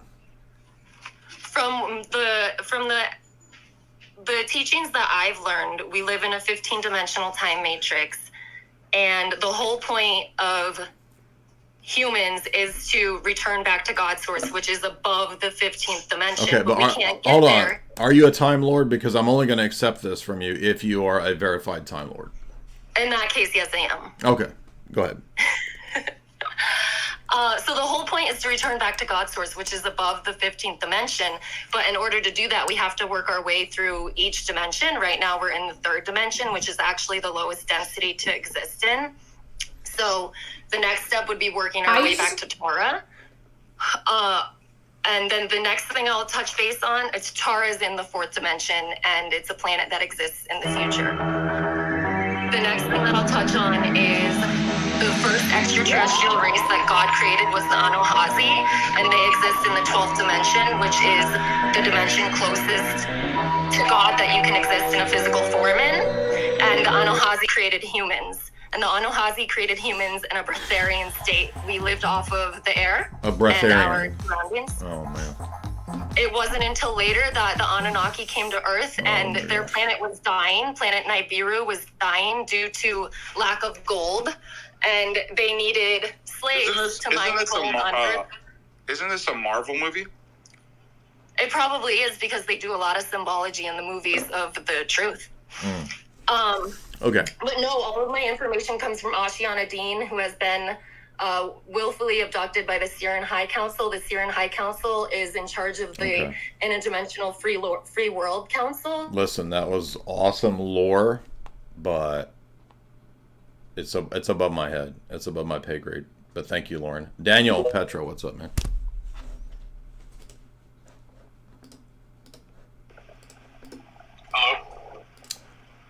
Hello. Hello. Hello. What's up, man?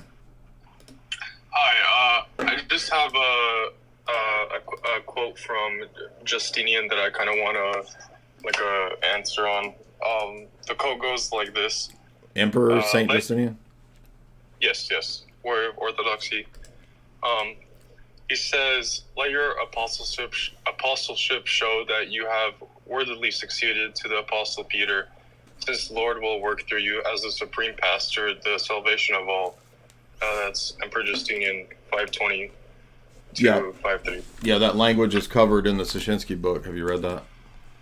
No, I haven't. Yeah. Well, that letter is taking place in the context of him trying to smooth over the fact that he had, with the other bishops, got the Pope to submit to the council. So that's not going to be a very good proof of Vatican I.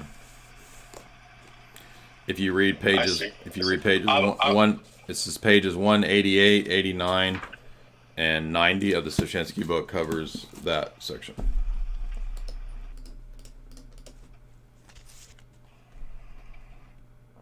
But, yeah, thank you, Daniel. It's called Papacy and Orthodox Szyszynski, and that's actually covered. It's a great refutation, actually, of Vatican I papacy. Matt,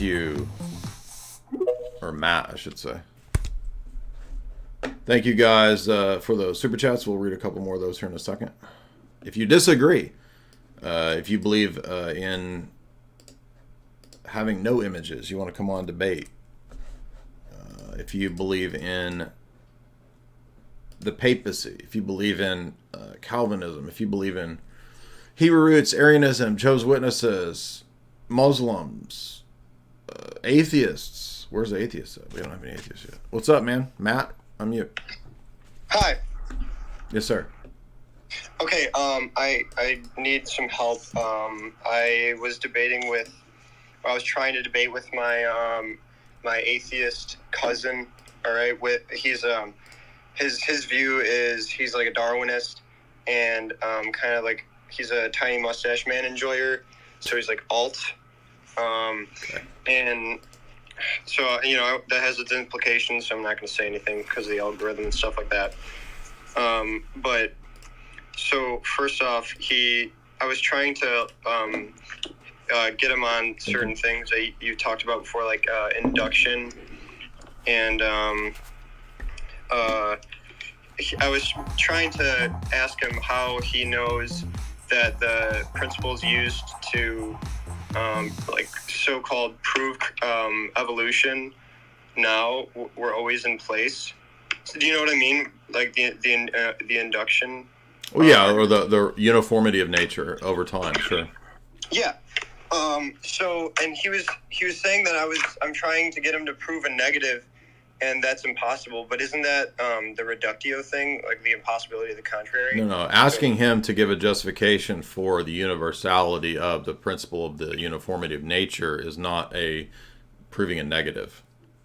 Oh, okay. So he was just wrong in that. Yeah, he's just asserting positions that he can't justify. Okay, then he went ahead and said that that like basically meaning in truth is impossible. Well, then that sentence itself is self-refuting. Yeah, and then I said that, and he's like, yeah, well, some things are true. So I was just. He said, yeah. He said what? He said, like, some things are true. I don't know. So if contradictions are true, then there's no truth at all, and there's no argument, no logic, and we can't have conversations.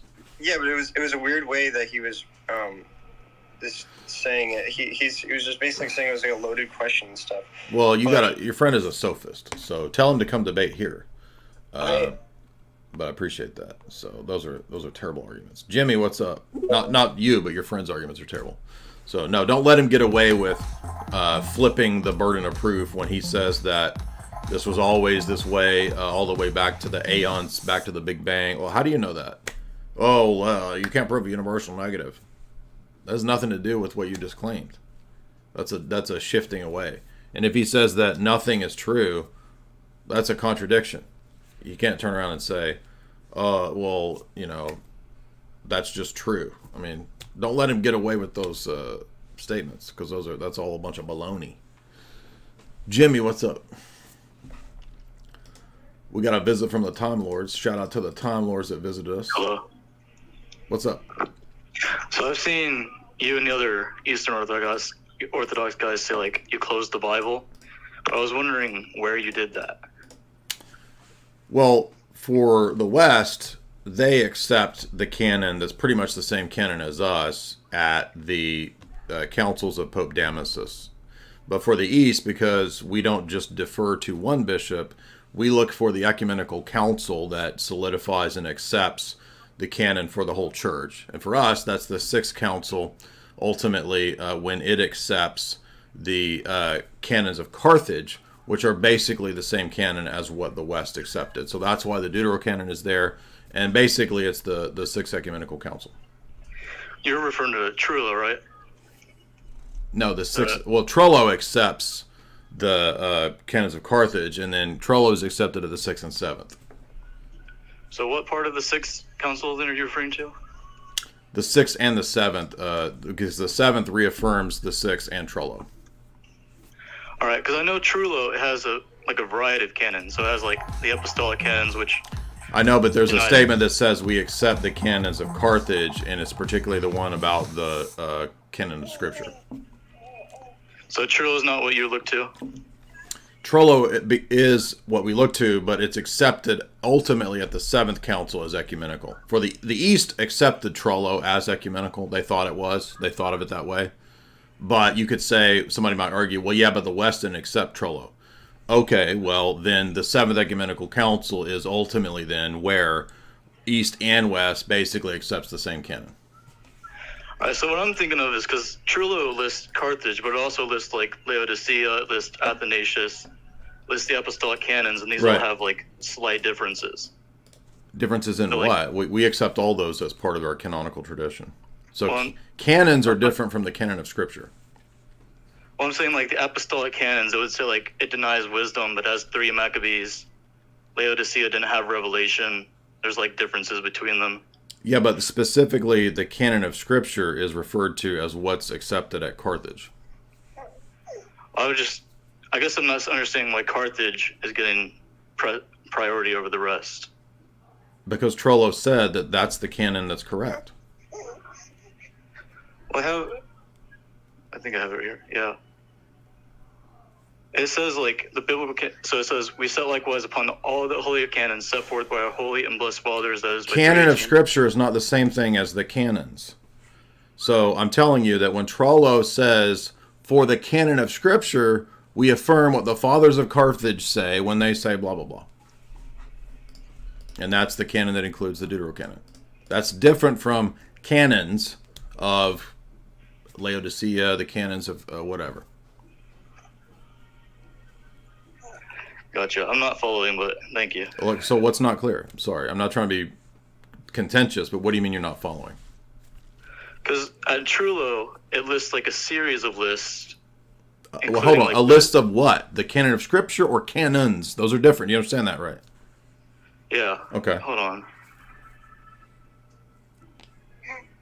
So it says, it has also seemed good to this holy council that the 85 canons received and ratified by the holy and blessed fathers before us. And also head down to name a holy apostle. So that's the apostolic canons. Right. Apostolic Canon 85 denies wisdom and adds 3 Maccabees. Yeah, but it's the other part of when Trollo is talking specifically about what books go in the Bible, it says, for that we affirm the canons of Carthage. And it lists the New Testament, Old Testament canon. What I see here is, in like manner, those of Sardica and those of Carthage, those who again assembled in this heaven-projected laurel city, the bishop Nectarinus, and it goes on to say Athanasius after that. He had a canon that didn't have the Deuterocanon. You're confusing canons with biblical canon. They're two different things. It's not saying we accept a bunch of different canons of Scripture. The canons of the apostles is not the biblical canon. It's different. You don't understand? Right. It's very simple. I guess not, but thank you. How do you not understand that? I'm not trying to be mean to you. It just seems like to me it's saying like a list of biblical canons. No. And Carthage is in the middle. I'm not seeing where I guess Carthage is individual. Like you're confusing the Bible canon with the ecclesiastical canons. Those are two different things. You don't understand that. You're getting caught up on the words. Sorry. So look, when Trullo, which is accepted at the Seventh Council, right? It says we affirm the canons of Carthage to determine the canon of the Bible.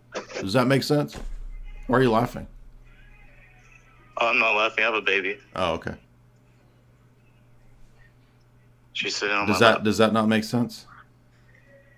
Can you pull it up on your screen? Do you know what the canons of Carthage are? Yeah. Okay, what are those? They're just like, I don't know how to describe it, but I know there's like... It's called church law, ecclesiastical law, okay? And the apostolic canons, right? That's another collection of church law, right? Yeah, are you talking about...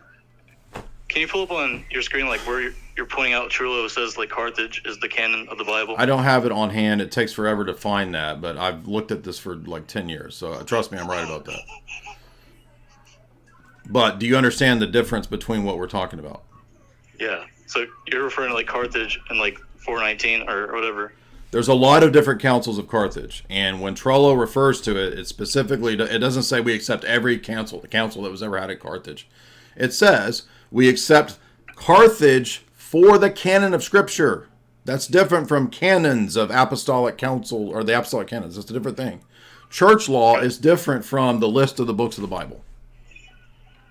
Because I was trying to see, like, just trying to figure out, like, where are the lines of Eastern Orthodoxy. And I found something by Father John Whiteford. I saw he did something with him. And he says, why is there absolutely no definitive list? The church has not felt the need to create one. For the Old Testament, it did not. For the Old Testament, there is a basic definitive list. He's just pointing out that we don't make a big deal about it if the Russian Bible has an extra historical book of Esdras in it or something like that. It's not a big deal to us. If some collection in Russia also includes the Book of Enoch, it's not a huge deal.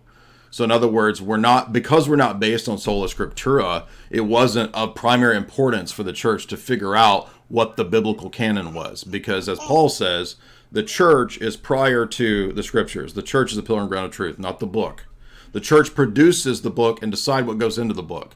That doesn't mean there's absolutely no canon. It just means that we don't have this 66 books Protestant view that the Protestants have. So you just say you have like a core, but you're not...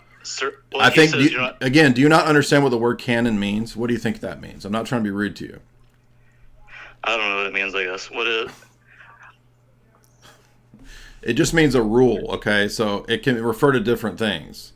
The canon of the Bible is not the same thing as the canons of the church. They're two different things. Do you understand that? Yeah, I just don't know. I guess I'm just trying to see, like, why is there uncertainty on the edges if there is a defined canon?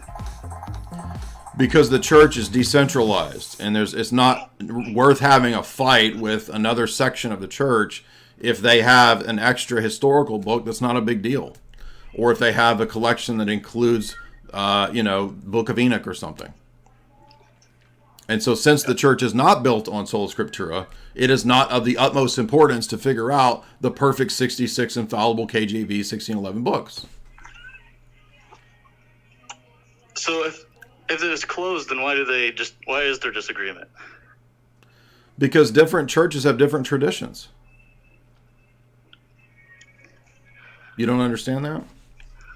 I guess I'm thinking too Roman Catholic. Yeah. Well, even the Roman Catholics would agree with us in principle that they're not going to make a huge deal out of the fact that if a Russian Catholic has an extra book in their Bible a book of Esdras, it's not like, oh, well, you're not Catholic because you have that book. That's silly. Well, Roman Catholic can point to like Trent, and then it's like kind of settled. So I'm just. You're missing the point. But a Roman Catholic will still be united with people that would disagree on that because they're ecumenists, right? So they would say, if you're a Russian Catholic, you're still a Catholic, even if you have an extra little book in your Old Testament, because we're not based on sola scriptura. So when we say a closed canon, that means that when the apostles died, the revelation ceased. There's no new revelations after the apostles, and we don't base the church on scripture alone by the mere fact that for centuries the church didn't have a Bible that was the full collection. Do you understand that? Yeah. Okay, so church law, again, to go back to this main point, when the apostolic canons are listed, for example, most of that has nothing to do with the Bible. It's like, what do we do in the case of a bishop who does this or that? What about ordaining a bishop? How many bishops are necessary to ordain another bishop? Okay, that's church law. That's not the same ecclesiastical law. That's not the same thing as the canon of the Bible. So it's two different uses of the word canon. Yeah, to me it seems I just don't know why the edge cases can be settled but also not settled. Because first of all, we don't put the same priority on a list of the Bible like Protestants do. And why would we have a big fissure, or why would we fight over something that's not even that big of a deal? So if the church comes together in a council and you've got some bishops that say, look, this is going to be our normative canon, and you've got another group over here in, say, Russia or somewhere else that says, well, we have all the same books as you, but we also have a collection that's ancient that has this extra book of Esdras. So what? It's not a big deal. Well, you're saying it was closed at the 6th and then 7th council, so why don't Yeah, but not everybody in the history of the church was aware of the 6th and 7th council. Do you understand that? Even John Damascus includes Clement in his list of canonical texts. So he got that wrong. He thought that was part of it. By the way, you understand that people can get things wrong too? It doesn't mean that they're heretics because they, in good faith, thought that Clement was part of the canon. So do you consider like 3 Maccabees part of the canon? It's in the Orthodox Bible, yes. All right. Well, I think that's it. Thank you. I'm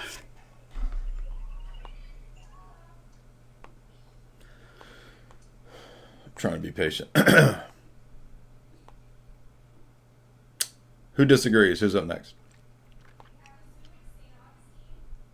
Yeah, I mean, again, like if we look at John Damascus's list of the canon, right? We're not going to say, oh, he's a heretic because he thought Clement was part of the canon. We aren't sola scriptura Protestants that require an infallible King James KJV like Muslims think of the Koran. All right? Muslims and Protestants have the same idea that you worship this thing. And if somebody has a tradition where there's an extra book in the Old Testament, oh, they're heretics. We don't function that way. Furthermore, as I was about to explain, I didn't get into it, but even within the Revelation, there's a tier of priority. Okay, the Gospels are given the ultimate priority. They're given priority over Paul. That's why Paul's epistles are read first, and they're not given as much honor in the liturgy as the Gospels are given. So the Gospels are the most important part of this.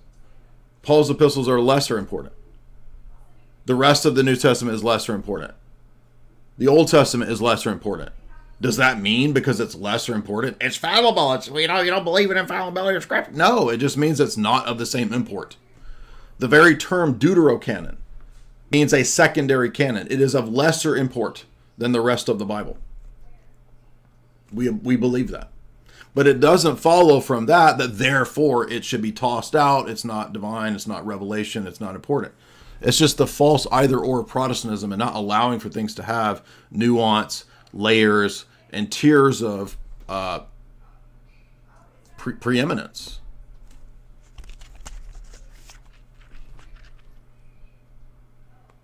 For example, even within Scripture, Paul says at one point in his letters, I write this not of the Spirit, but according to my own advice and opinion. Oh, I guess it's fallible. We got to throw that out because it wasn't the Holy Spirit. No, it's Paul giving his opinion. It's still relevant.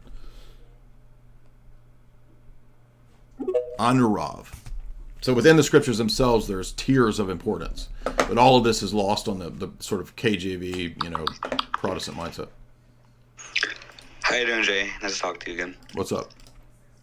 Nothing much. I had a quick question. So I'm kind of familiar with first of all, I'm a Christian, but I just wanted to know for polemics purposes, could you explain the problem with the 99 attributes of Allah and why it's such a detrimental thing to their worldview? Well, it's just that every Muslim is going to have to give some account for unity and diversity. Right, so why would those 99 attributes be like diverse, for example? Well, I mean, are they 99? Yeah. Okay. So that's some form of diversity. So you got to give an account for that and the unity in Allah. Oh yeah, like it sort of seems like it's composite, right? Well, I mean, maybe it is, maybe it isn't, depending upon which school you're a part of or what's going on in your tradition. So that's why we're just simply saying that you have to be consistent with what you apply to us, that we apply to you. Okay, I understand. And my other question was, when you read the Bible, right? And it's something I kind of heard in the debate with Ijaz and Sam Shimon that you did. But when we look at the Bible and look at the Gospels, something I've heard come up in the sphere is that Jesus always puts himself under the Father, right? It's sort of like, in John 10, for example, it's that's why we call it monarchical Trinitarianism. That means that's what I was thinking. It's a submission of role, not of ontology. Okay, that's exactly what I was thinking that it would be. Mm-hmm. And I'm kind of new to the whole monarchical Trinitarianism thing. I think it's very sound, but my only thing is, I guess my cognitive dissonance is the fact that I have trouble understanding how Jesus, being God, can have a cause. How can God have a cause? Can you please clarify that for me? Well, God the Father is the cause. So for us, what picks out his role as source, fount, arche, principle, is those words. Those terms pick out his hypostatic property to be that in the triad. So it's an analogy to cause and effect in the created order. It doesn't mean that every aspect of causation in the created order transfers to the eternal. The Father is the eternal begetter, eternal cause of the Son. Right, but if we say the Son has a cause, doesn't that seem like, kind of problematic? You could see how the Muslims could twist that, or the non-Trinitarians could twist that. No, just watch the debate between Dr. Bo Branson and Jake. Just because one member of a set lacks one property, it doesn't follow from that it's not part of that set. That's actually a fallacy. Okay, so then when you say, and then I guess is it possible then for Jesus to beget, for something to proceed from him? If not, doesn't that mean that there's something? No, that's why the Father is the cause. That's why we don't. That's why we don't believe in the Roman Catholic doctrine of the Filioque. So the Father is the sole cause. So if you can't have anything proceeding from the Spirit, or if the Spirit cannot generate, doesn't that mean that there's something that the Spirit cannot do? Right, but the doing there is what we call personal properties or hypostatic properties. So they're things that pick out the individual persons. They're not common. They're not things that are shared. So that's why causation is not a feature of the Godhead or of the essence. It's a property that only picks out one person.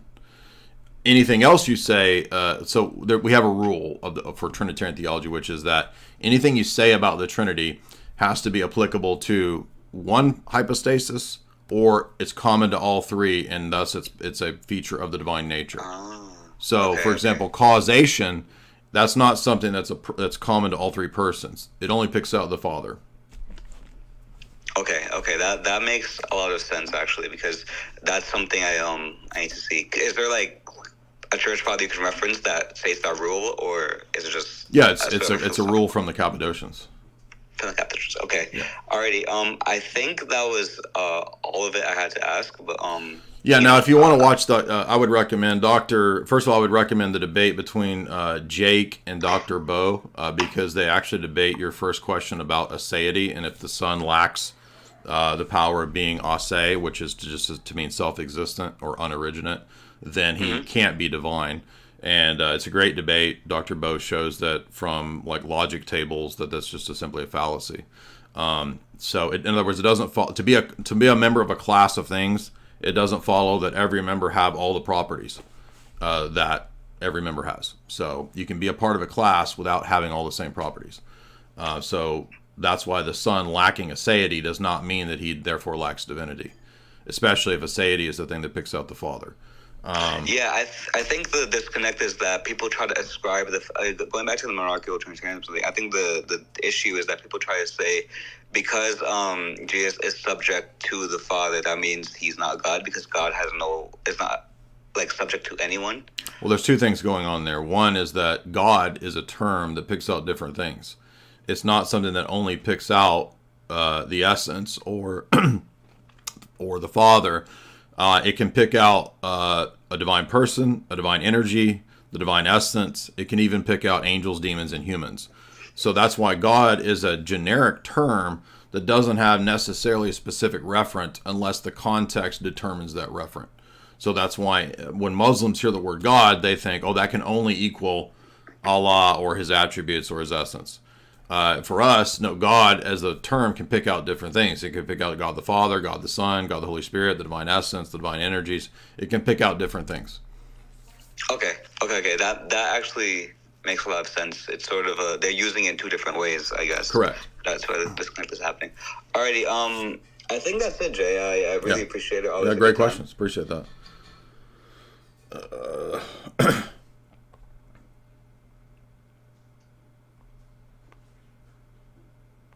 We got a bunch of people online here. Jonathan. So before we go to Jonathan, so Sam put this up. Muslim metaphysician admits that he ran away and that Daniel lost the debate. Now this is funny because Jake's only admitting this because he hates. He's fighting with Daniel now.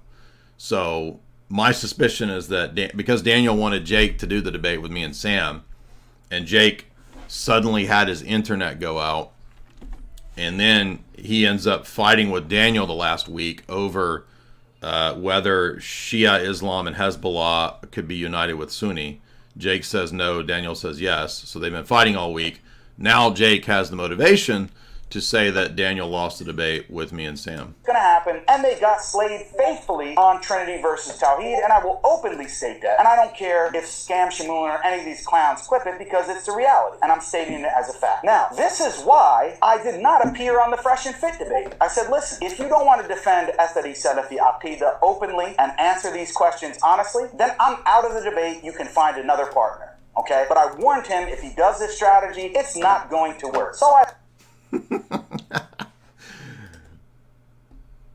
Exactly. That's funny. Jonathan, what's up, man? The future of your business. Say what? I said, hey, how you doing? Great. What's on your mind? So I don't disagree. I'm a Orthodox inquirer. I'm also not a Time Lord, so I don't have any of the real creds I need. But thank you for letting me on. My question is something that I've noticed as I browse the interwebs and discussions between the Orthodox and Roman Catholic. Something that's even come up between you and other Roman Catholics is when they'll be debating, and then Roman Catholics will bring up, well, the Orthodox churches have been oppressed by Muslim caliphates or communists or all these other things, so therefore they're illegitimate, blah, blah, blah. My question is, do they not see the same logic with essentially what happened during Protestantism? The same thing with atheism through the Enlightenment and the French Revolution. Right. You would think that they would see that that's a double-edged sword, because if your church being damaged by geopolitical events, wars, caliphates, secular forces is some sign that your church is a failure, you would think that they would clue that in, that would clue into undercutting their position. But no, because in Roman Catholicism, you interpret like an omen or like a like freaking Nostradankadonk, right? You interpret the events as it fits your system. So, for example, I'm not joking either. Like, so when they say, "Oh, there's a giant PDF crisis because we're the true church," right? We would only have a giant PDF crisis because that manifests the fact that we're the true church. You see clearly. But when there's a collapse because of Islam for Orthodox, see, that proves that you're the false church and God's allowing you providentially to fall. Furthermore, they don't even see how silly this is, given the fact that their favorite saint of the first 1,000 years, St. Augustine, wrote an entire treatise called City of God to argue against the fact that you can't interpret historical providential falls of empires as a proof or a disproof of a religion. Because the Romans were saying the Catholic religion promulgating throughout the Roman Empire is the reason that the Roman Empire fell. That's why Augustine wrote City of God. And yet these goofy Roman Catholics make the same argument the Roman pagans made to try to prove their position. And by the way, they forget to tell you that when Byzantium fell, it was uniate. So by their own logic, that disproves Catholicism. Because it was a Catholic Byzantium. Yeah. I mean, so you see how arbitrary and stupid this kind of logic, but this is what they love. In fact, there was a dude today, a big 40,000 follower Roman Catholic profile talking smack, and I was tempted to go at him, and I was like, he's not even going to debate. What's the point? We already saw Patrick Coffin win debate, but he did this today. He was like, Ortho bros LARPing because I forget what he's something like. Ortho bros are LARPing and pretending they have a lot of converts because they've lost to the Muzzies in history. And it's like, by the way, it was like 2 weeks ago, we had a Roman Catholic calling in and arguing that geopolitical battles prove which church is true or false. They're basically pagans. Like for them, religion is just like warfare and barbaric. Like they're barbarians, basically. Yeah, that's been kind of what's been creeping into my thoughts for the last few days. I've been kind of pondering that. So thanks for that. I'm going to go find City of God and read up on that now. Yeah, I mean, well, I did a whole lecture through the entirety of City of God. And I mean, that's literally the motivation. So the first half of the book is Augustine saying, look, Rome, you can't say that pagan Rome cannot accuse us of being the source of the collapse of the empire. And then he gives a bunch of arguments and reasons why that just doesn't work. It's a stupid argument. And yet, once again, and by the way, the Pope was walled up and imprisoned in the Vatican by the Freemasons. Oh, I guess that makes Freemasonry true. It's how stupid this is. Kamikaze. Wasn't it Pius IX walled up in the Vatican with the Freemasonic revolutionaries outside chanting they were about to kill him? I guess Freemasonry is true now. What'd you say, Father Deacon? Hey, how are you? Can you hear me? Oh, I'm sorry. Yeah, go ahead. It's here. I guess my question is, to give a bit of background, I'm not a catechumen at the moment. However, I'm pretty much aligned with the Orthodox Church in that I believe that if Jesus is who he says he was, then there can only be one church that represents Jesus. Right. And I'm pretty well aligned that the Orthodox Church is the church that represents Christ on earth. I haven't come to that conclusion through your tag argument, but basically I've come to it through an argument that I'll present. However, I find that there's a few problems with my argument, and I just would like you to clarify. Basically, the argument is, according to 1 Timothy 3:15, the church is to be the pillar and foundation of truth, which to me, it seems to hold that the pillar and foundation of truth can't contradict itself. Therefore, there can't be a church that holds incoherent or opposing doctrines. For Right. example, the church can't say, "Oh, we can venerate Mary," and also say we can't venerate Mary. Right. Those two groups, one of them has to be the church and one of them doesn't. Right. Or one of them can't be the church. Right. However, this confuses me when we look at, I guess, things like the Arian crisis, where the majority, to my understanding, the majority of the church were Arians, and St. Athanasius and a couple of other guys were holding up. Right. That's why it's not determined like Roman Catholics think, oftentimes by numbers and popularity. So in those times, how would we recognize what the true church beliefs? The only way to recognize the true church in any time is via the enlightenment of the Holy Spirit and seeing whether it's consistent with what came before. Okay. So, how would I phrase my next question? When you say via the enlightenment of the Holy Spirit, are you boiling that down to kind of on a personal level? Like, yes. We kind of, okay. Yeah, everybody's in the same boat when it comes to individual existential certitude. There's not ever going to be, because even if, let's say you try to not say that. Let's say you want to say something like, it's like, we're all going to look to the external juridical decisions of the papacy. Well, you're just moving the problem back a step, because it's like, okay, but you got to now interpret the papal documents. And what happens when, as is happening right now in the Roman Catholic Church, gigantic sections of the Roman Catholic Church split and divide between each other over Francis and his teachings. You see, so you're just moving the problem back a step, because it's confusing what we call normative authority with the question of individual certitude, right? So those are two different questions. Individual certitude, everybody's in the same boat, where we're ultimately relying on the Holy Spirit revealing the truth to us at an individual level. Where we differ with the Protestant and with the Roman Catholic is the means the Holy Spirit's using.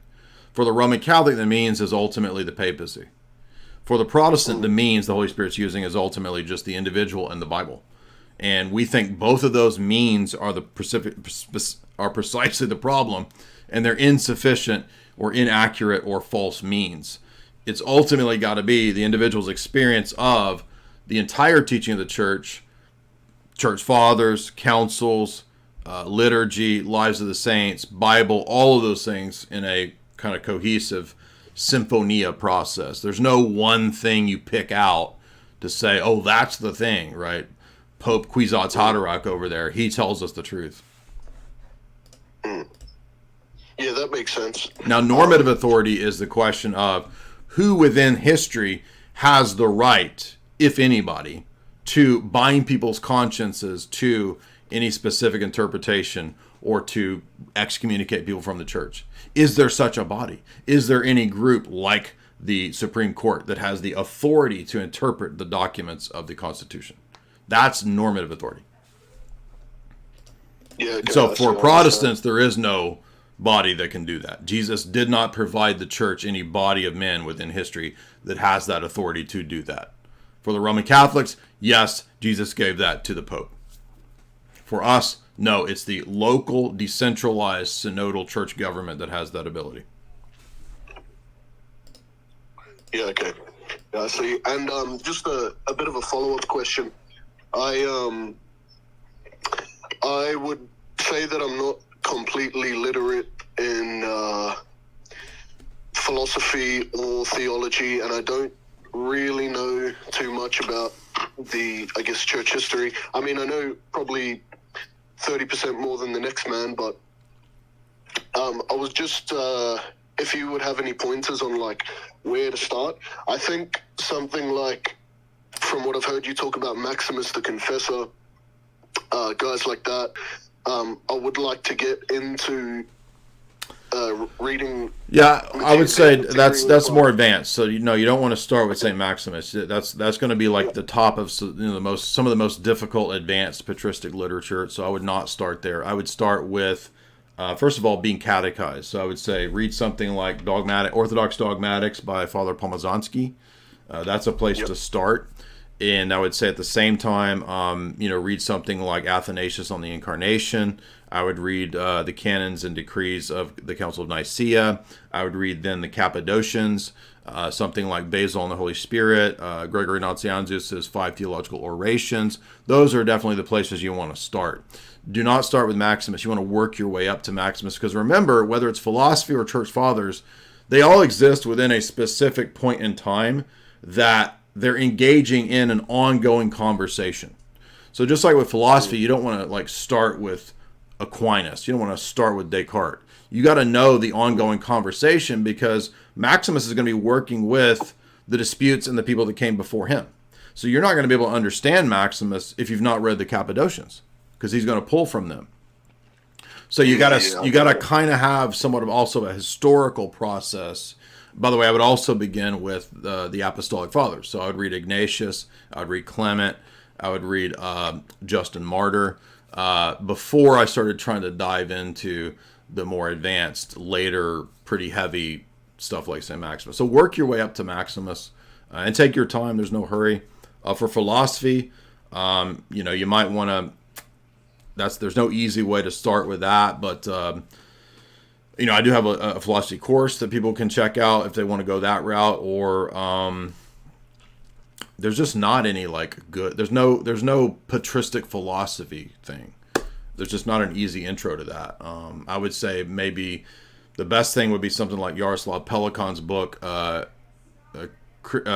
Christian Tradition and the Metamorphosis of Natural Theology, because that book is essentially about the philosophical concepts and uses that the Cappadocians have in their parlance.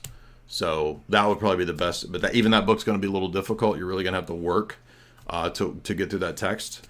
I did that about 10, 15 years ago. I worked through that whole text. I highly recommend it because it will give you a really good grounding in nature, person, will, energy, hypostasis, in hypostaton, entelechy. I may not mention in hypostaton, but entelechy. It's going to go into a lot of these Greek terms, logos, logi. All of that is in that book.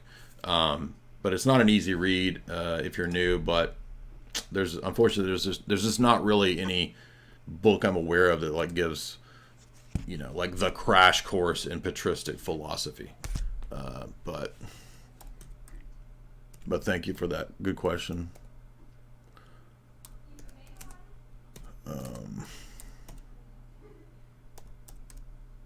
Hey, Jamie, could you make me another espresso? Thank you.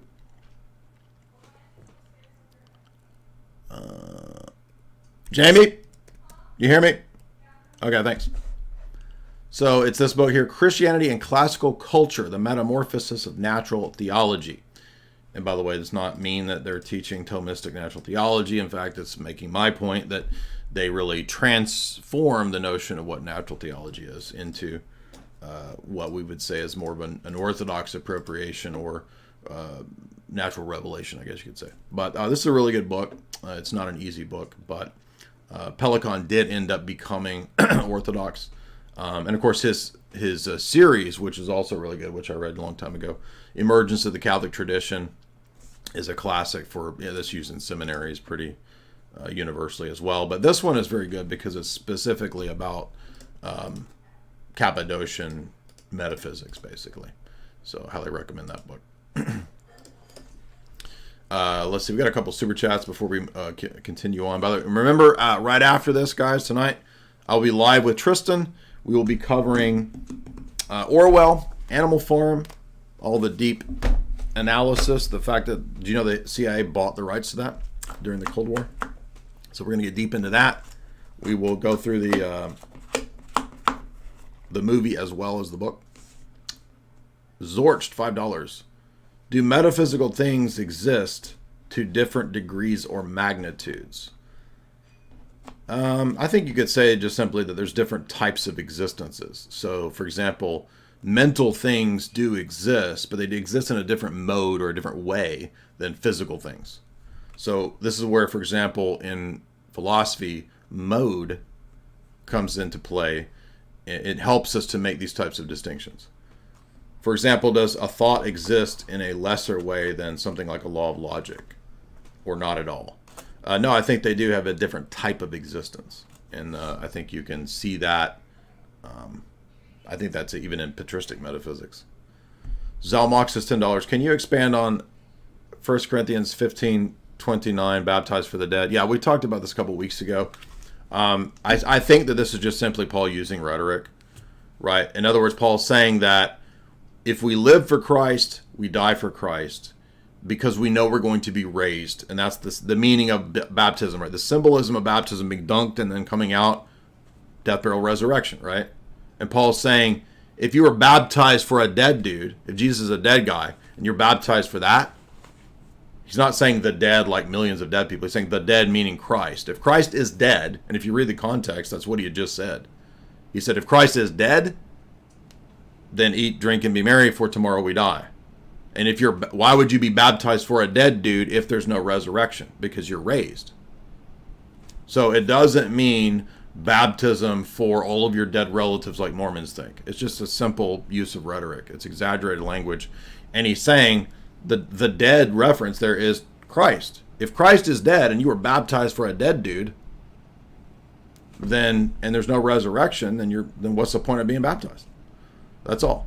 I think that's like obviously the meaning, the simple rhetorical apologetic argument Paul's making in 1 Corinthians 15. It has nothing to do with being baptized for dead people. David, $10. You're a tyrannical reigner if you continue being mean. My Spurg army will go against you, bro. Thank you. Thank you for reminding me that I need to not be mean. Christopher Scott, $5. Thank you, Jay, for all that you do. Thank you, Christopher Scott. Appreciate that. Josiah Eliron, $15. Do you have books or recommendations for my traditional Latin Mass brother and his wife that are looking into Orthodoxy? Yeah, I think Two Paths by Michael Welton was written for Tradcats. Michael Welton and his wife were Tradcats who left as they dug deeper into Orthodoxy. So Two Paths is the classic readable text. If they want to go like super crazy hardcore and they find that not to be good enough, I mean, you could go all out and get like Sashinsky's big fat. It just depends on how much reading they want to do. You could get the Papacy and the Orthodox by Sashinsky if you want to. I would say, it really just depends on what doctrines they have an issue with, right? I mean, sometimes Roman Catholics have different issues. Like sometimes it's like, I just have a really hard time with the energies doctrine. Okay, well then, maybe read something like Dr. David Bradshaw's book, Aristotle East and West, or Bradshaw's book on essence energy distinction. I mean, they're probably going to have a hard time reading Dr. Pino's thesis. I mean, that's pretty advanced. But, maybe they just need to read something like an Orthodox catechesis book. So it really just depends on where they're at and what their hang-ups are. Kristen, $5. Okay. Yes, I meant to unblock that person last night. I forgot to. Thank you. $5. Have you read the book Byzantine History and Iconoclasm by Leslie Brubaker? She makes a good case that iconoclasm was overblown and that iconodulia was promoted by Nicaea II as a geopolitical aim because the empress was corrupt. This book is testing my faith. Well, first of all, your faith shouldn't be resting in the historical conspiracies about Empress Irene. I mean, that's kind of weak. Your faith needs to be grounded in, the Bible, messianic prophecies, those kinds of things.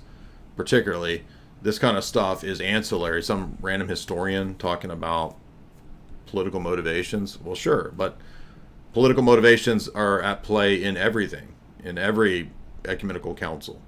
But it would be, I think, oversimplification to conclude that because there is imperial geopolitics and conspiracy at work in a council, that it's only that, right? They're also debating the theology. So you need to look at the theology of the Seventh Ecumenical Council, read St. Theodore's book on the Holy Icons, read John Damascus's book on the Holy Images, and that, I think, takes precedence over various historians' theory. And by the way, you can find a historian, an academic that has every theory on everything.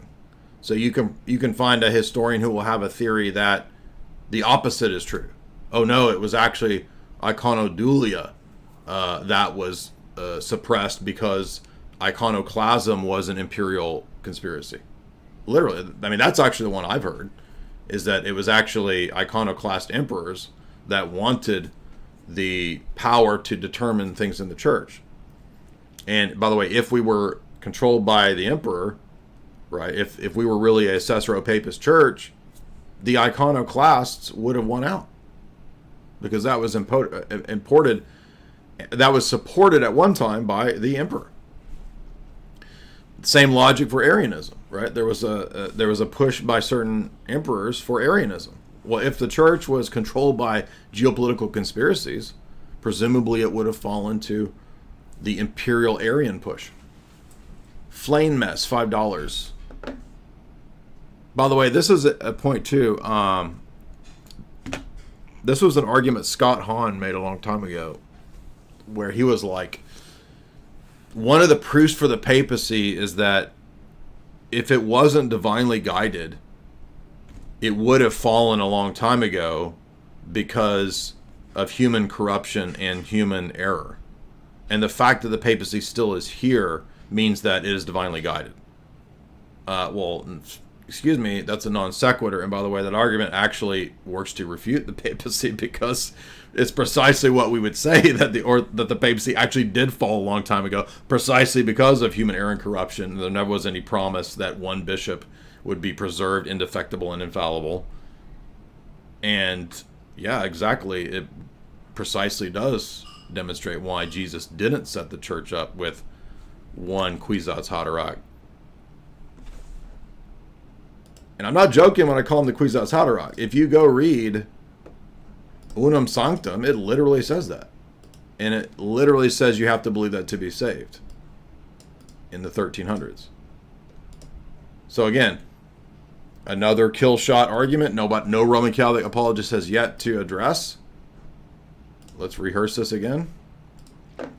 What's one of my new, it's not new, but it's just I'm calling it my new argument because they never address it.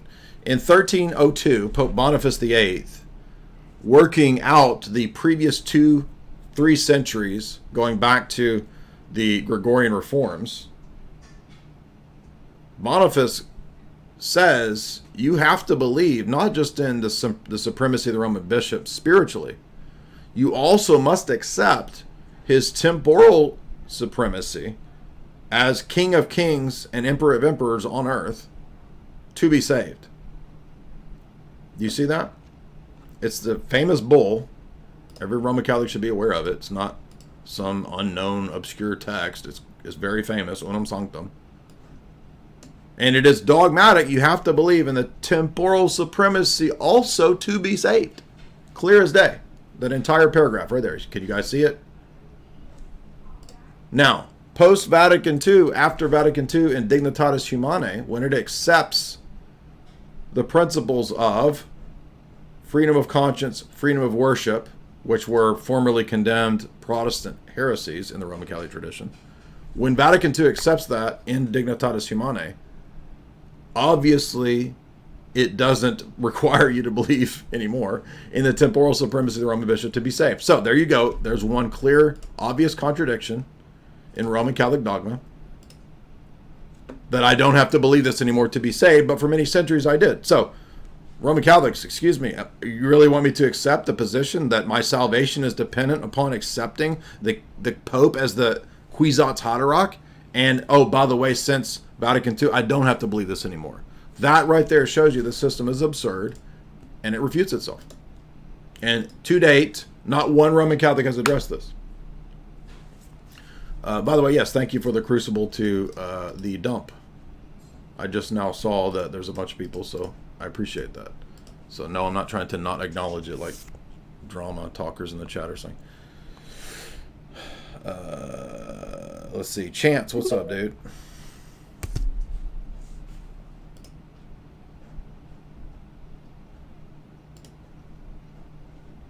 Chance, what's up? Hey, Jay, how's it going? Hey. What's on your mind? What's on your mind? Chance, are you Can you there? hear me, Jay? You're cutting out. What's up? Hey, I've actually never listened to or heard of you before. My buddy sent me this my stream. He said, "Hey, you got to check it out." Okay.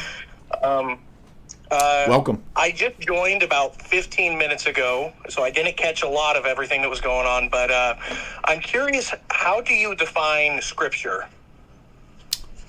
Do you mean like how do I define it in terms of the list of the books, or just in principle what that is for us? In a list of the books. Well, the Orthodox Church accepts the list that comes from the canons of Carthage that was affirmed at Trullo and in the 6th and 7th councils. Okay. So, out of curiosity, if the Orthodox Church, and would you consider yourself Orthodox? Yeah. Okay. So if it was formed in the 6th and 7th council, would you consider any books that the Jews believed in to be canonized, or would you say that there has to be scrutiny placed upon them? Well, I don't think the church's decision was based primarily on what Jews accepted. It was based on a host of factors, such as what texts were utilized in the liturgy, what texts were historically cited by previous councils and church fathers, what texts does the New Testament cite for the Old Testament, what texts are in the Septuagint, because the Septuagint includes the Deuterocanon. So I think for the church in these centuries where this is being codified, they're looking to a lot of different things, including oral tradition, including the liturgy. Mm-hmm. Okay. Excellent. I'm not trying to get you on a gotcha or anything. This is one of my favorite debates to have.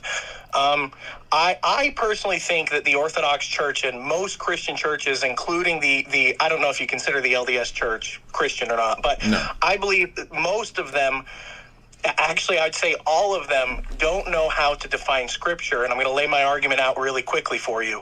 So in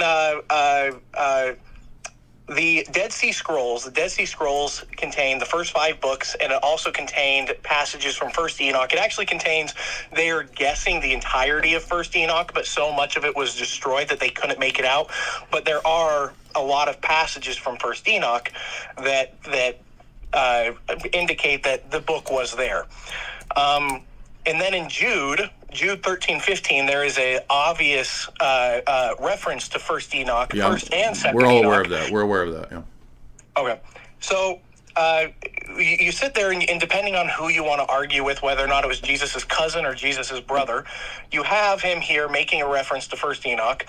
You see that there are Jews of the era that are using the book First Enoch. And then the councils get together and decide that, well, this sounds crazy. We're not going to include it. It's not just, quote, because it sounds crazy. It's just that the provenance of the text could not be established. But as Orthodox, we don't have a problem admitting that there's extra canonical tradition. We believe in oral tradition. And sometimes, quote, oral tradition can actually be recorded and written down. So there's no problem for us as Orthodox saying, like we say with, the Proto-Evangelium of James or the Book of Enoch, those are part of the tradition, even if they're not canonical. Well, there's actually more. I guess you could say that there's more of a. My apologies. I'm struggling to remember the word you just said. I know what the word means, and I'm sorry, I don't do this very often over a live system, so a little intimidated about that. But there's more evidence. We have more of a chain of custody for First Enoch than we do Revelations, but yet they accept Revelations. A chain of custody for First Enoch. What do you mean by that? So we have a chain of custody of First Enoch first showing up amongst Pharisees and circles of Pharisees in Judea. So there's hold on. So there's a false assumption here that, quote, chain of custody or early date or any of that has anything to do with truth or falsity. It may or it may not. So, for example, there's some of the pseudepigraphical texts or some of the Gnostic texts have a lot of provenance, and they might have a lot of attestation. That has nothing to do with whether they're canonical or whether they're historical or whether they're should be used. I mean, why should I refer to what you think is a chain of custody when presumably you don't believe in apostolic succession anyway?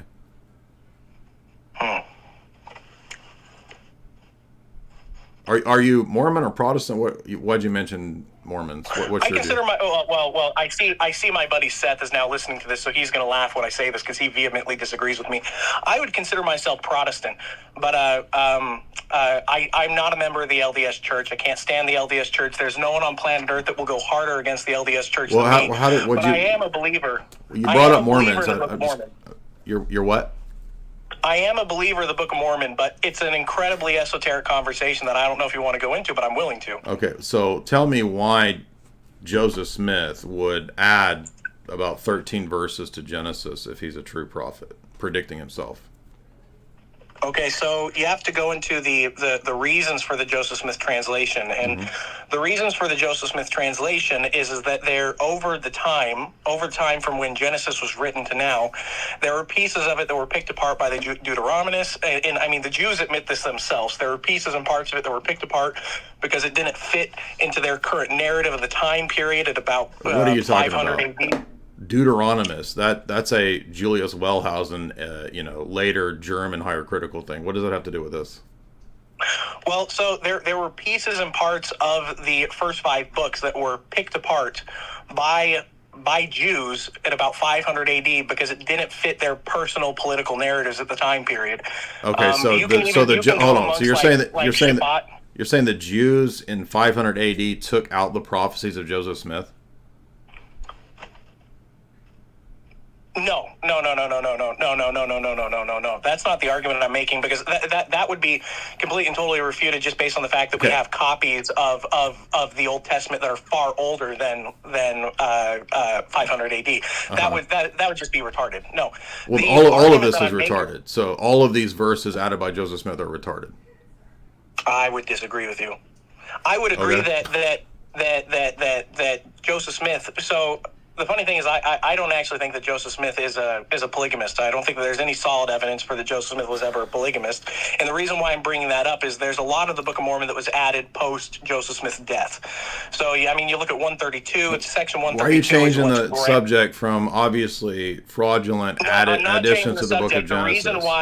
The reason why I'm doing this is because there was a lot of stuff that was added to the Book of Mormon post Joseph Smith's death, and we have evidence of that. And a lot of the stuff in the Joseph Smith translation of the Bible was the stuff that was added post Joseph. Does that apply to this? So Joseph Smith didn't add the prophecies of himself in Genesis. Somebody else did? Is that what you're saying? So that's the problem, is we don't know entirely what was added or subtracted post-Joseph Smith. You can't tell that this is obviously a con man adding to the Book of Genesis. You already admitted that we have older copies that don't have him in there. And you brought up 500 AD Jews. What does that have to do with this? And Deuteronomist, that's a later higher critical thing. So you're all over the place. Why is this not fraudulent? Specifically what? Sorry. The added verses to Genesis 50 predicting Joseph Smith in his translation. That's obviously a fraud. Can you explain to me, okay, just genuinely curious, I'm not trying to be that jackass, can you explain to me why that would be fraudulent? You literally just out of your own mouth said we have all kinds of ancient copies, older than even 500 AD, none of which have 13 extra verses in Genesis 15 predicting Joseph Smith.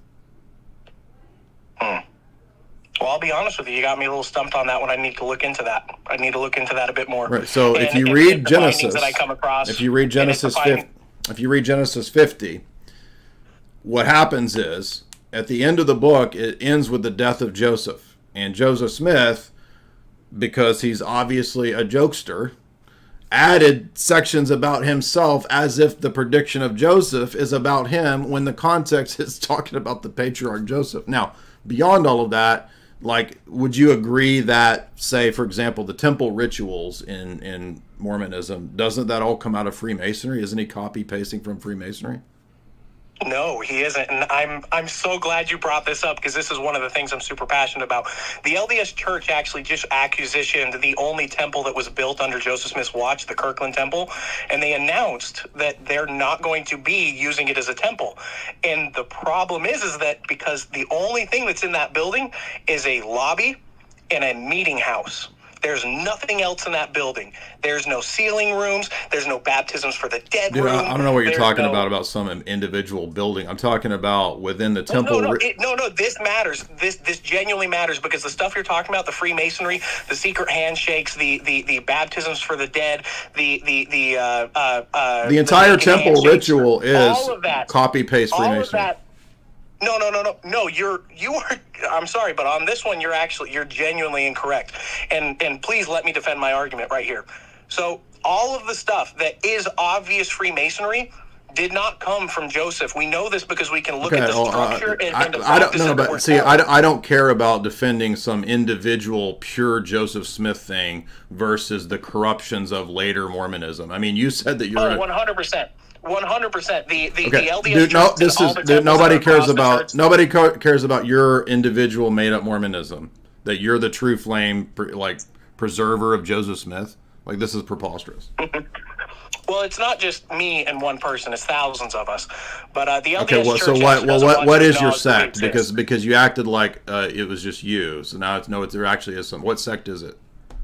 It's called Remnant. So there's about 22,000. All right, so let's just cut this out from the get-go. The Old Testament makes it clear that when Jesus comes, there won't be any new prophets. And when the Messiah arrives, Luke 16:16 says that John the Baptist was the last of the prophets, and that's why Joseph Smith mistranslates that as well, because he knows that if Jesus and John are the last of the prophets, he can't be a prophet. So the same way that I'm going to cut out Muhammad and all of his nonsense is the exact same way that your cult is cut out, which is that there is no more prophets after the death of the apostles. You know, back when I was a younger, much more vehemently into this, I actually had an argument for that, specifically for the verses in John. No, Luke 16. Luke 16:16. Yeah. I had an argument for that at one point when I was much more passionate about it, but... Well, so why is Joseph Smith translating his versions contrary to what everybody has in their versions prior to Joseph Smith? I'll be honest with you, sir. I don't have a good argument for that, but I do have a good argument for the Masonic stuff. If you let me bring that up, because Joseph Smith had nothing to do with the Masonic stuff. No, I mean, look, I don't really even care about that, because if Joseph Smith is not a prophet, all that other bullshit falls away too. Do you want to come back? But thank you for your comments. I appreciate that. It was a good exchange.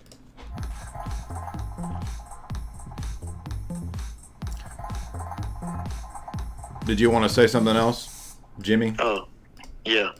So I understand what you're saying before now, when you're saying that Trullo was affirming just the general canons and not like the biblical canon. No, dude, it's both. You don't understand that it can be both? It's not either or. So you're saying like Canon 59 of Laodicea says like no psalms composed by private individuals can be like read in a church. But what does that have to do with the canon of the Bible? That canon has nothing to do with the biblical text. So I guess I'm not understanding. So a different question then. 3 Maccabees, you said is canonical for the Orthodox Church, yes.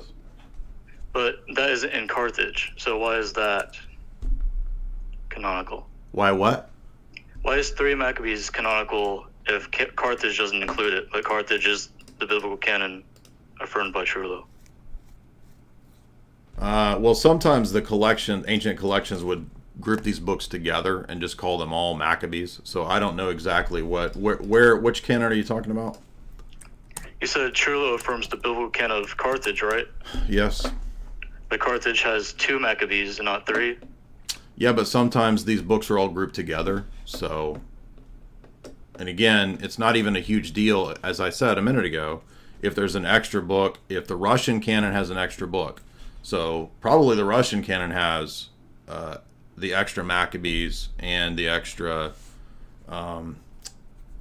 Esdras. Gotcha. All right. Thank you. Do you understand the difference between canons and Bible canon? Yeah, so like a non-biblical canon would be like, I'm just reading like Laodicea, Canon 55, it says, neither members or priesthood nor the clergy nor the laymen may club together for drinking entertainments. That would be like a regular canon is what you're saying, right? Yeah. But then Canon 60 is like a biblical canon. So I'm saying, how is Churlo affirming Laodicea's canons generally, but not its biblical canon 60? Because it specifies that it's affirming the Carthaginian list of scriptures. Gotcha. Is the Council of Trullo on New Advent not accurate? Because I can't find that on there. Yeah, it doesn't. Sometimes the New Advent stuff doesn't have everything.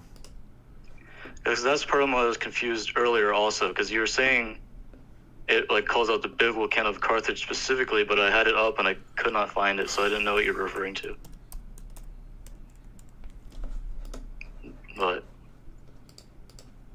this is just New Advent, so it might, I know people have critiqued it before of having like a Catholic leaning.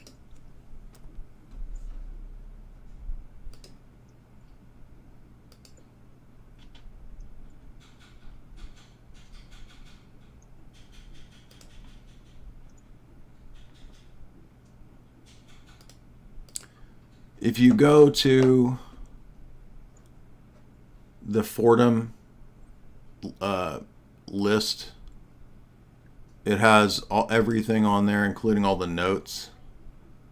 It looks like it's the Shaft version probably, and if you search Carthage, it has about 9 places where it talks about what it accepts from Carthage. Yeah, the New Advent version has 4, so that might be what's going on.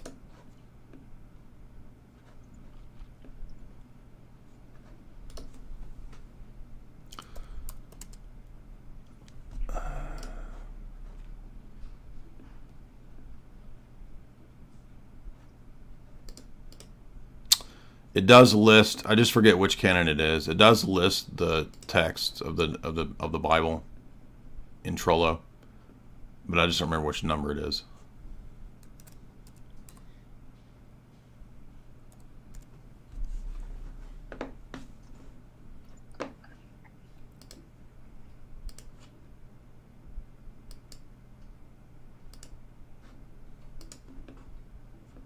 And sometimes it might not list. It'll just say it, like the translation might say, "When we accept the books enumerated at Carthage," and it doesn't necessarily list.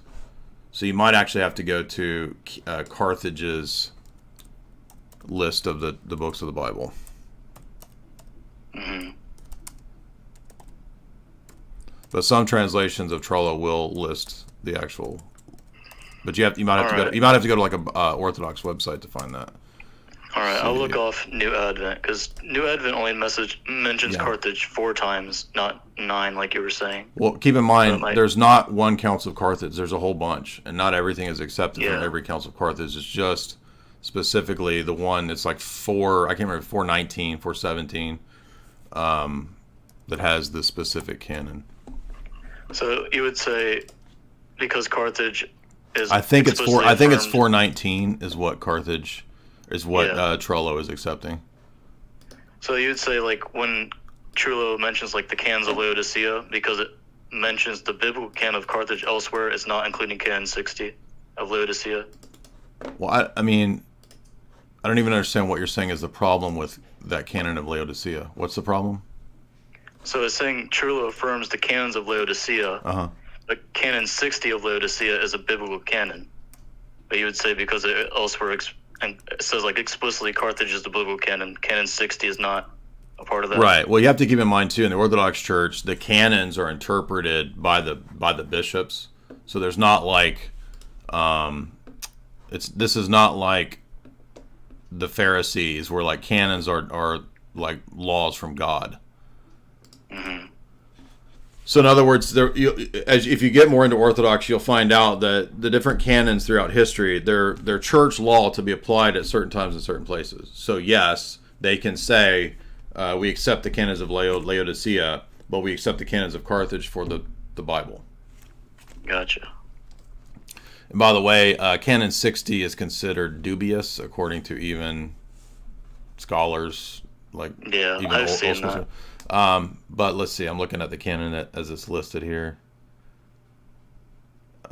I mean, I see some of the Deuterocanon in this list. What is it specifically that's in this canon So of Laodicea? it doesn't include Revelation, and besides Baruch and Right. So the reason it doesn't include Revelation is because this is probably around the time or prior to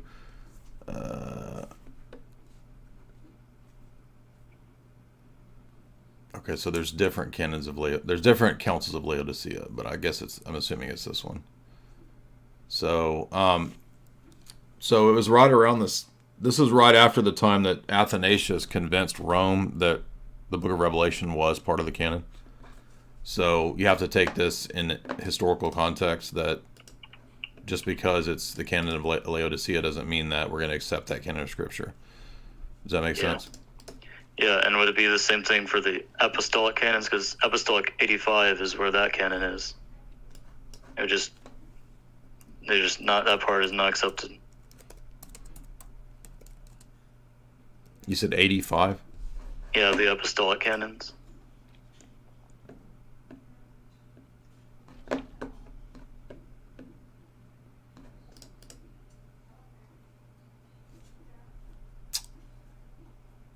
Does it also not include Revelation?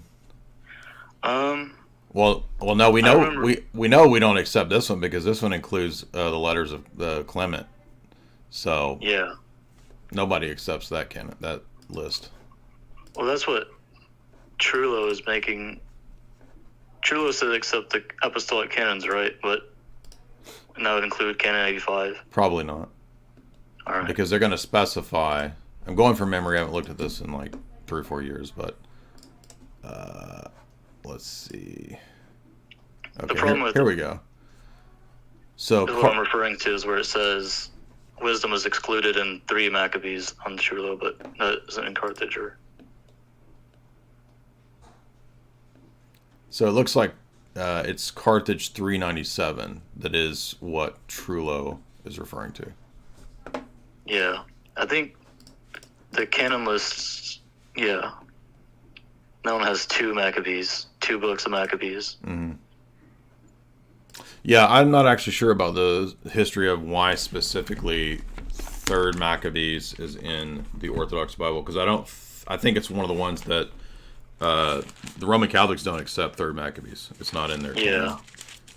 I saw that. I think I was on the thing I was reading from Father Whiteford. He was saying that's kind of like one of the ones that is like there's less certainty around it. Yeah, but it's also like some old Russian Bibles, like I said, there's a Slavic version of Enoch, right? And so, like, if you're Orthodox, it's not a problem because remember, John Damascus, his list includes Clement. He thinks Clement is part of Scripture. Yeah. But we don't say, oh, you're a heretic, John Damascus, because you're after the Council of Trullo. It's just that not everybody, even in the 700s, was necessarily aware of everything that was in, perhaps, Trullo and the 6th and 7th councils in terms of all the canons and all the information, right? Does that make sense? Yeah. So John of Damascus might have written that, not being aware of, well, the ecumenically decided upon canon of Scripture does not include Clement. So in good faith, he probably thought that. But even still, it's not that big of a deal because, like, here's the crux of this. Getting the canon of Scripture right cannot be what is required for salvation, because as we point out here, in the first 5-6 centuries, there's all kinds of different lists. Melito's list is different from Athanasius. His list is different from Cyril of Jerusalem. And a giant portion of the church does not think Revelation is part of Scripture. And Athanasius has to convince Rome that it is. Yeah. I'm just trying to figure out, like, when Eastern Orthodox say, like, closed Bible, like, what they're explicitly kind of, like, referred to is, where's the closed, like, boundaries? So I was just trying to figure out, like, where are they getting that? Again, for us, closed means, in an Orthodox mindset, that there's not going to be new revelations or additions to Scripture. It doesn't mean there can't be some debate about, like, Third Maccabees or something. But closed as being, like, no more new Scripture. Well, like, yeah, so like when John the Apostle died, there's not going to be any more new prophets or new divine revelations. Gotcha. I understood closed to be, like, you have explicit boundaries, and I was trying to figure that out. I just don't think it. No, not in the sense of way a Protestant would have a problem with, you know, if they met somebody from the Russian, had a Slavic Bible that had Enoch in it, right? Like, oh, you're not a Christian, you have a Slavic Bible with Enoch in it. So in Eastern Orthodox, they close the Bible. They're just saying, like, no more Scripture will be added. Not that we explicitly. Well, and we do have a you could say a roughly defined canon. But it's not, we're not going to, like, say, you know, if you thought in history that Clement was part of Scripture or this or that you're necessarily a heretic. Mm-hmm. So would you agree with Whiteford when he says, like, some, like, the edge case is kind of uncertain? Yeah, that's what I'm saying. All right, thank you. Yeah, thank you. No, I'm not going to apologize when it took a really long time just to convince the guy that there's a difference between the Bible canon and the canons. So if you want to bitch at me, you can go bitch elsewhere. Cosmic Johnsons.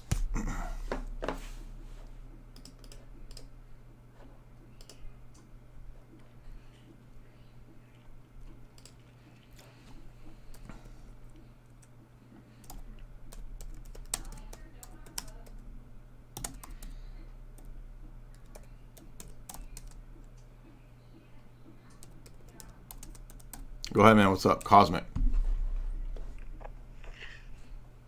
Yes, hi there. Yeah, so I'm actually a Muslim, and I was wondering what this space is about. I read your title, and you what? You're debating Muslims, is that Sure. correct? Sure. What's on your mind? Okay, well, how about we start off with who's Jesus to you?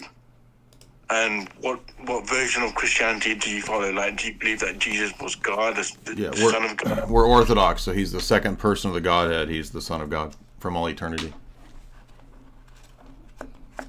Okay, but do you accept that's more of a matter of interpretation, because in the Bible it's not clear? I've come across many Christians, like some say he is God, some say he's the Son of God. No, it is clear, and it's all through the Bible, everywhere. But I would have to disagree with you on that one, because in some chapters in the Bible, Jesus talks about the Father is greater than he. But how does that? Yeah, but that doesn't mean he's not the Son of God. Do you understand? Somebody can be greater in role and not greater in metaphysics. Okay, but there are other people who are also referred to as the Son of God, like, for example, David. King David. The biblical. Christians believe that all Christians are sons of God, but that doesn't mean that we would claim, like Jesus does, that he desires to be worshipped and honored just like the Father, as he says in John 5. That means he's equal to God. Okay, but that still seems like you're picking and choosing. No, I'm harmonizing the totality of the text. How am I picking and choosing? Because, like I said to you, other people are also called sons of gods, and you said that, but no Christian believes that they should be worshipped equally to the Father when Jesus says that explicitly. So that refutes what you're saying. Right. Okay. So what do you think of Islam then? I think it's a crazy cult. And how is that? Because it's a compilation, copy-paste of Babylonian Talmudic tradition, Gnostic traditions, biblical traditions, and copy-paste from the Bible. And the Bible isn't a copy and paste of older Judaic writings like the Torah and the Talmud? No, it's in perfect continuity. There's nothing Talmudic in the Bible. Well, there's a lot of things, which are taken from the Jewish Torah. Yeah, we believe that the Bible, the New Testament, is perfectly in continuity with the Torah. Yeah, and as Muslims, we believe that our book and our prophet is a succession in line. Of all. Yeah, but that's precisely where the contradiction comes in, because Jesus claimed to be the son of Allah. Allah says that he has no sons, and so Jesus is either a false prophet or you just simply are not in continuity with the Torah. Well, I would argue you're wrong, because the Bible, again, is a collection written by unknown people. We don't know who actually wrote it, do we? And it was written hundreds, if not thousands of years later on. Well, the whole history of the Quran and the burning of the text is the same problem for the history of the Quran. So who knows who gave that one dude the authority to burn all the copies that were out of accord with his copy? Uthman. Right.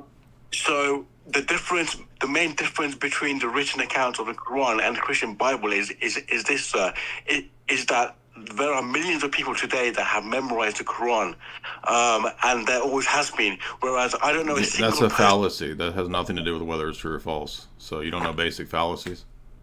But it's still something, though. It's still something. That's a powerful argument. It's still something. It shows that. There is. Does the Quran claim to be consistent with prior revelation? I'm sorry? Does the Quran claim to be consistent with prior revelation? Generally, yes. Generally speaking. Does it tell me? Do I have does the Quran tell me in about 15 places that I can go to the Torah to check to see if it's consistent? So the Quran says that the Torah and the Bible were changed. No, it doesn't. No, it doesn't. Yes, it does. Tell me one place where it says that, because I can show you many places where it says it was preserved and not changed. So tell me where it says it was changed. The Quran says the Bible and tell the me Torah where. I've got 15 that tell me I can go to the Torah to check it. Tell me where it says it was changed. I don't have the exact. Because there's not one. Because there isn't one. Yes, there is, because I've got 15 texts from the Quran in front of me right here that tell me that I can go to the Torah to check to see if the Quran is consistent with it. So the Muslims say the Quran is a literal word of God that was then was translated and communicated. Yeah, I know that. By the way, which is a contradiction, because Allah, is his speech the same as himself? Sorry? Is Allah's speech the same as his essence? Allah isn't a human being. You can't compare Is his speech created or uncreated? You can't compare human attributes to God. This is a whole debate in Islam. You don't know this? So you're too dumb to even know that you have to choose a school within Islam that has a position on this. Because you are. Do you know that Muslims teach the speech is uncreated for the most part? Do you know that? Do you know that Muslims, for the most part, teach that his speech is uncreated? No, they don't. Oh my gosh, you're an idiot. Yeah, yes they do. Allah's speech is uncreated. You're just rehearsing an ancient Islamic dispute. You're an idiot. You don't even know your own tradition. See, you're losing the argument because you're. I'm not losing the argument. You don't even know that your own tradition teaches this. You don't let me finish. You talk because you can't hardly talk and you don't know your tradition. Can you tell me the difference between? Tell me the difference between a Sunni and an Athari. Okay, I'm tell me the difference between a Sunni and an Athari. I'm not claiming to be an expert or a scholar. Yeah, they teach that there's an uncreated speech of Allah, so you're an idiot. Get out of here. Can't even talk. That's Islam appeals to people with 50 IQ, exactly. Cole, what's up? They don't teach that the uncreated speech. Yes, they do. I mean, I got my list of ready to go here.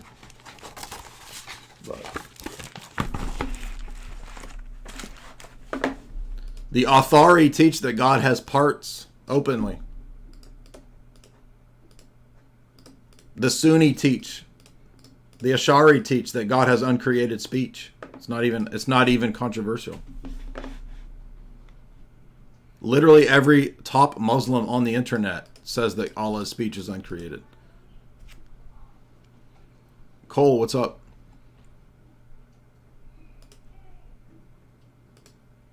Cole, unmute. You gotta turn your speaker permissions on, dude.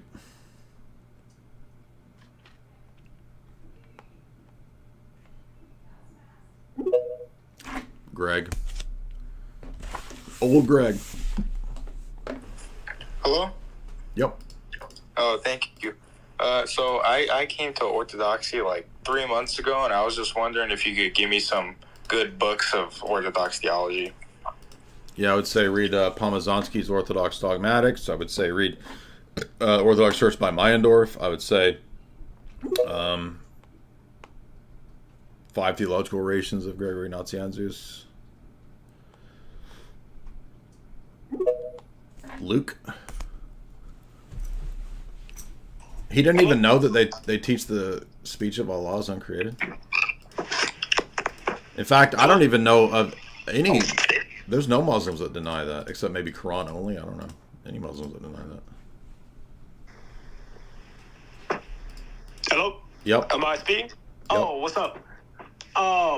So it's not really like a debate, but I'm going to be talking to my brother who's an atheist. I just want some tips on how to navigate that.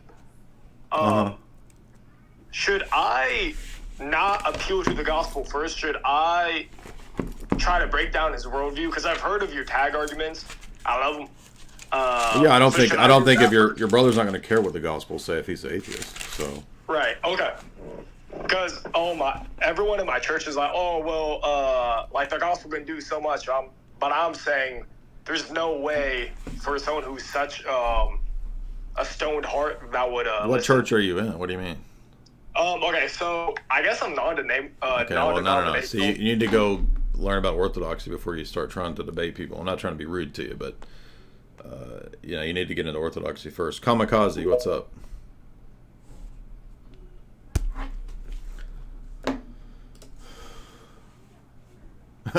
The infallible hidden imam says that the Quran is neither created nor uncreated. Yes, it's a tertium quid. It's a third type of thing. It's an uncreated created. Kamikaze, what's up? Oh, hey man, it's me again. I just had a question. Are you familiar at all with the works of Jonathan Pageau? Mm-hmm. Yeah. I don't want to misrepresent his views, but from what I've seen, he views the Genesis creation account as being at least mostly symbolic. I don't know if he believes in evolution or what, but he cites Origin. I think it's Origin of Alexandria to show that.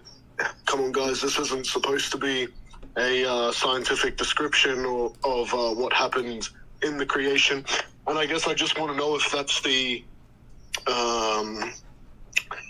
orthodox, I suppose, interpretation of the Genesis creation story, or if that's just no. I disagree, and I'll show you where and why. I have to just scroll down forever to find this tweet. No, the Sixth Ecumenical Council explicitly condemns in a 4-page rehearsal the entire system of Origen, including his ahistorical approach to Genesis. You have to believe that Adam and Eve are historical people. You cannot allegorize them, or you're under the condemnation of the Sixth Ecumenical Council. So Pageau may not be aware of that, so I'm not trying to call him a heretic. I think to be a heretic means that you are obstinate and you have willful knowledge of a thing and you persist in that. And I think a lot of people are not aware of this in the Sixth Ecumenical Council. So I will share with you guys once again. This has been repeated. I'm not fussing at you, but I mean, this has come up like, I don't know how many times in the last 6 years. So yes, no, that's not it. So there's 4 pages. The entire system of Origin is condemned. And the Confession of St. Sophronius is accepted at the Sixth Ecumenical Council. So it's part of the teaching of the Sixth Ecumenical Council. He was the mentor to Maximus, I believe, St. Maximus, St. Sophronius. So, and I will share it. I will share it in the chat with you guys. So don't worry. I just have to find it. Scrolling through all these hilarious old bookmarks from like 6 years ago.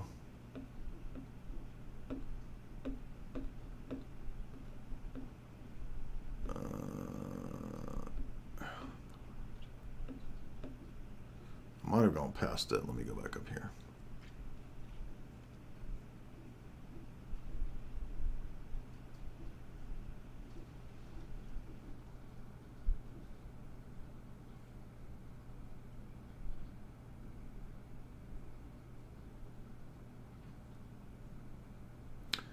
And I know because I just saw it today. I scrolled past this today. It should be right in here somewhere.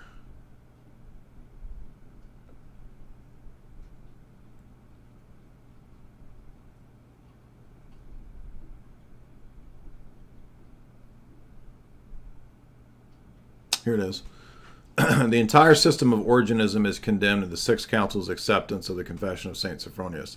That means 3 ecumenical councils have condemned Origen as a heresiarch. The 5th, 6th, and 7th Council, including the Synodicon of the 7th Council. So people pushing Origenism and his views are incorrect. There it is, right there. And I will put the link in the chat for you guys. So, I like Pajot. We are on good terms, not trying to fight with him or cause a dispute, but that's just simply the facts.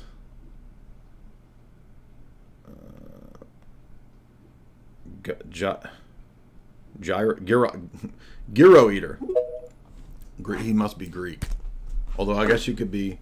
No, I take that back. Only Greek people eat gyros. Literally, only Greek people.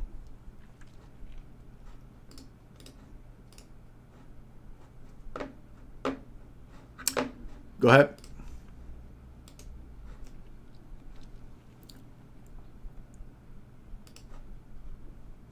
Hello? Yes, sir. What's up? Yes, sir.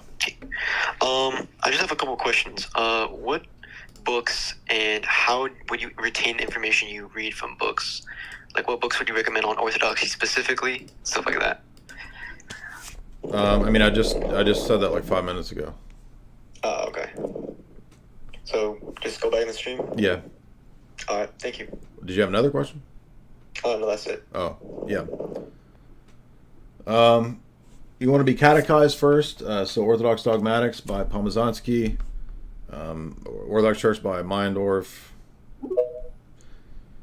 Yo, what's up, man? Hello? Uh-huh. How you doing, Jay? What's up? I had a quick question about tag. Is that related to the topic? Okay. It has to do with the, could it be used to refute the filioque by any chance? I just think it's a really long roundabout way. I wouldn't try to. You're gonna do. It's way more work than you'd have to try. I mean, maybe ultimately it's just too much work to do that, man.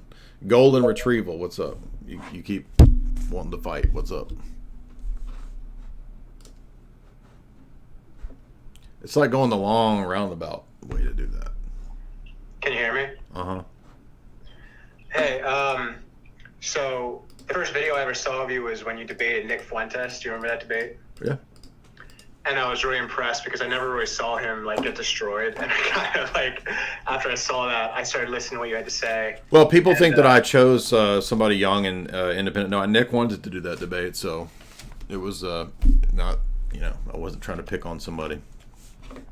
Yeah, it was just, I was impressed. And so I started diving into your content, and then I saw your debates against atheists, and it got me interested in orthodoxy. So I did what you said. I called the local Orthodox church and talked to a priest, Mm-hmm. and I'm now, I guess you could say, officially a catechumen. Oh, congratulations. Thank you. Yeah, it's just, I've struggled with kind of having these crises of faith throughout my life, and I'm having another one now, and I'm starting to think if I made the right decision. Over what? I mean, I think everybody's going to have those in their life, so. Just believing in God, really, in general. I chose Orthodoxy because it made the most sense. Growing up, I was raised Catholic, but it was really kind of just a superficial thing. My family didn't really believe. They just made us go to church. And so I never really had a deep spiritual connection. And Orthodoxy presented kind of like the most authentic, as the way you put it, the first 1,000 years. I mean, that's like the root of, Yeah. It's just maybe due to some life experiences right now, I'm going through a pretty rough breakup and I'm struggling in a lot of different ways. So there's a lot of suffering I'm going through. I'm kind of, I hate to say, oh, well, why is this happening to me kind of thing. But no, look, man, that happens to everybody. I think all of us, we have our faith tested and we go through droughts. We go through really hard times. We have doubts. So I think a lot of times we over exaggerate those experiences. We think, oh, I'm going to be Orthodox, I'm going to convert, and then I won't have that. And then you start thinking, if I have those, it means that it's all fake and I'm not real Christian. No, these are things that everybody will go through. Father Deacon, don't you agree? Are you still there? Yeah, and keep in mind, too, when you're coming in, you're going to be under extra attacks. Yeah. I mean, you acknowledge it's the true church. What do you think the demons are going to do once you found that? They're not going to be cool with it. Right. Well, I definitely feel more attacked than I've ever been. It's just also that perhaps it's a demon in my mind kind of coming at me with kind of this solipsism point of view, which is that how can I really prove anything anymore? I mean, why am I subscribing to this worldview when I can't prove it, when there's nothing materializing, for me? And I mean, I'm even struggling now with proving anything outside of what I'm feeling, like outside of my own immediate senses. I can't really even justify. Why would you go to that conclusion? I mean, I'm not calling you out. I'm just saying, to me. No, please do. Well, I'm just saying, kind of like a wake-up call. It seems like solipsism to me is so kind of self-refuting. It's an odd trek to go down, because if it was the case that everything is just a projection of your mind, you could never even know that. Right. And so that position, the agnostic position, which is basically, I don't really know anything and I'm not going to try and convince anyone of anything. That's appealing to me right now because I really feel like I don't know anything for certain. And that's the only thing that's giving me comfort without any guilt or any type of having to explain or prove anything, because I'm kind of thinking, well, I can't really prove anything. I mean, I'm talking to you right now on this stream. But why would you conclude? That's what I'm saying. Like, why would you conclude that nothing could be proven? Why do you think that?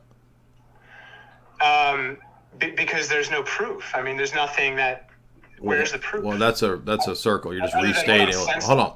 You're just restating the original statement. How do you know that nothing can be proven? That's a kind of an outrageous universal claim. I don't know that. Okay, so then that's self-refuting and it's not true. So by saying I don't know anything is self-refuting? No, by saying that nothing can be proven, you're making a universal truth claim, and then saying that I don't know that's the contradiction. Well, what if I said I don't know if anything can be proven? Then you're claiming it's still a universal claim. Yeah. And that's where I'm stuck. I'm kind of stuck in this absurd position where I don't know. It feels genuinely like I don't know anything. Yeah, I think a lot of times, look, believe it or not, I think a lot of times we think things are these intellectual puzzles, and they're actually just frustrations that we have from our life experiences that are going on in our life. So I actually don't think that it's an intellectual struggle. I'm not trying to call you out or I'm not saying you're a bad dude. I'm just saying this happens to all of us. I think when we get challenging situations, out of frustration, we kind of have these thought processes like, dude, do I even know anything? Yeah, you know what I mean? Yeah. So we kind of throw our hands up, but it's more of an expression of what we feel at the time, as opposed to what we actually think is going on. I mean, we don't really think that we're in a brain in a vat, even though we might feel like that. Like, for example, I know I've never ascribed to this, but let's say a few years ago, let's say I watch a bunch of YouTube videos and documentaries on simulation theory. Right. And I might be tempted to think, hey, wait a minute, there's some things that kind of look like maybe we do live in a simulation. That's weird. Yeah. But that was a passing thought in my mind. I didn't actually buy into it. But at one time I kind of thought, hey, maybe that's true, right? just as a passing thought. But over time, it's like, that really doesn't seem like a plausible scenario. But it was maybe an expression of, I was frustrated with something going on at that time. You know what I mean? Right. Yeah, I mean, it doesn't seem plausible, but right now it just feels like, with my own sense data, what I can see and hear, outside of that, I can't really justify anything. It just feels like all I know right now is what I'm experiencing, and I don't even know if I can't prove that. I mean, for all I know, these conversations can just be manifestations. Well, you know what? God might be bringing you to like the limits and the end point of rational thought. So you might be going through a process. I'm serious. You might be going through a process where you need to learn and you need to figure out, hey, wait a minute, maybe my rational process is something I've put too much faith in, and I need to come to the end of that. Yeah, that does make sense. And that's really the Orthodox way, as Jay and I always talk about. We have what's called a virtue epistemology. Yeah. And part of that's because we have a very different anthropology, a very different view of man, where the intellect is not the highest faculty. Right.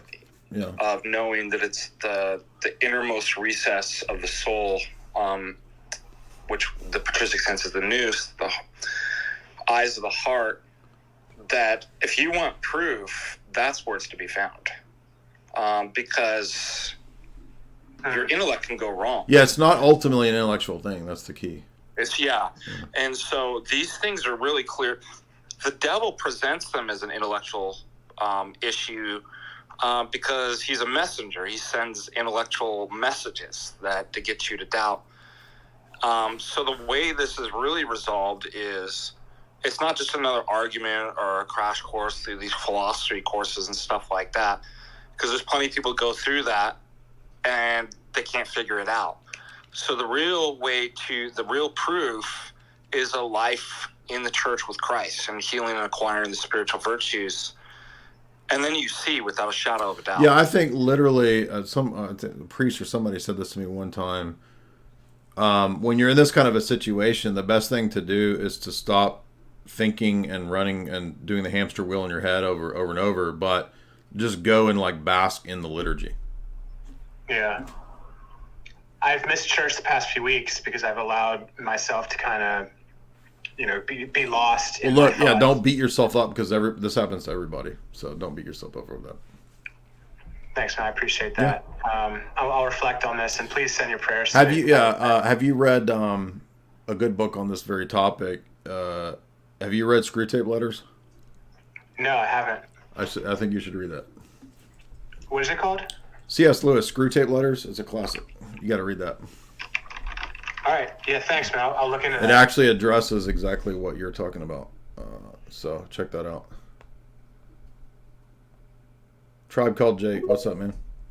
Guys, remember, we got another whole show tonight. Tristan and I are going to be deep diving right after this. We're going to have to call this to a close pretty soon. Tristan and I will be live covering Orwell, Animal Farm, the other Orwell that I've never covered for whatever reason. So, let's go. Say what? No, I was just saying, I was listening to you. I was saying, let's go.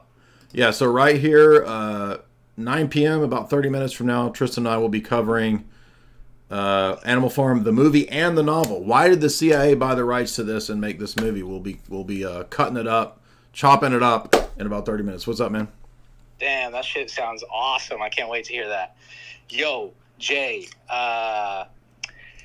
just like, that was a really cool call that you just had, Golden Retriever. I know exactly what that's like. I think most of us do. We've all been kind of had that feeling.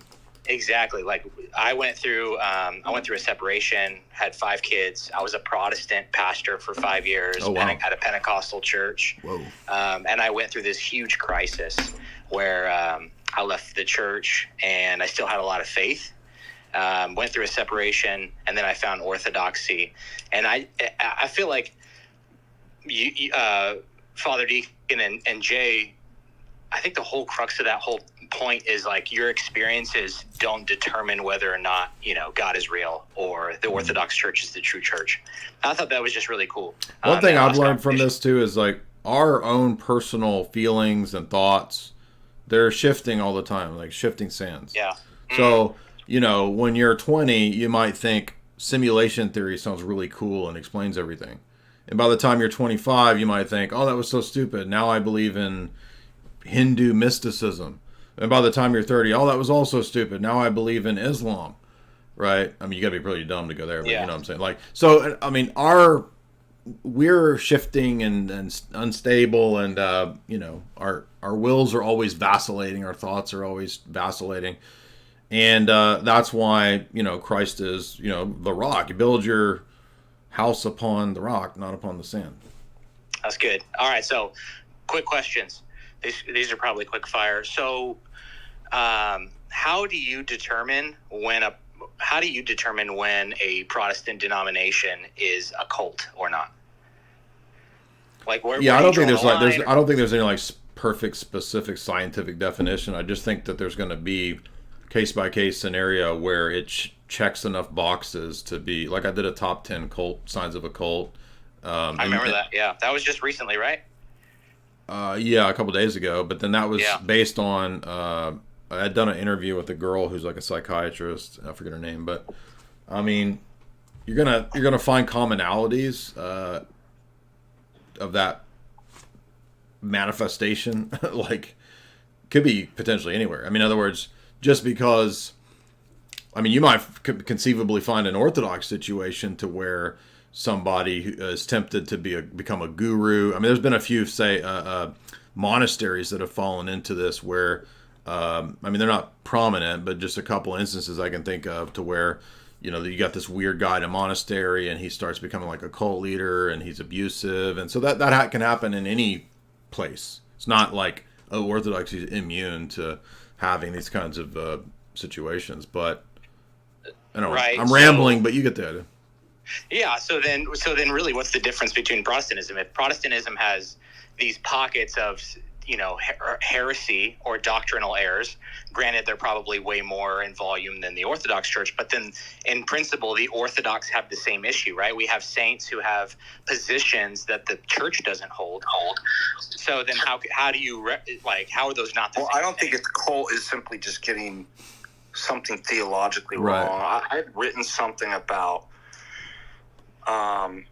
for example, and I don't know how many of these you get, and then it's like, okay, now you're a cult, but they're like warning signs. For example, I mean, there's whole studies on this. So typically, and purposely and intentionally inducing fears and phobias, strong irrational fears, and group members playing up on kind of group think, verbal abuse, physical abuse, using what's called in this area study emotional overload.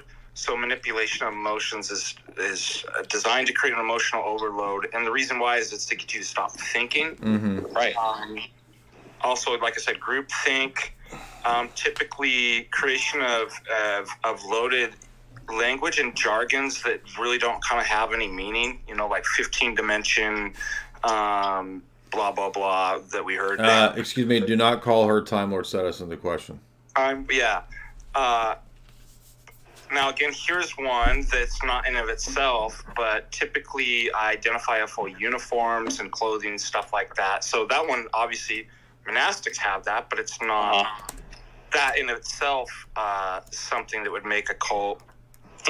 Suppression of dissenting voices or critical thought or questioning or something like that.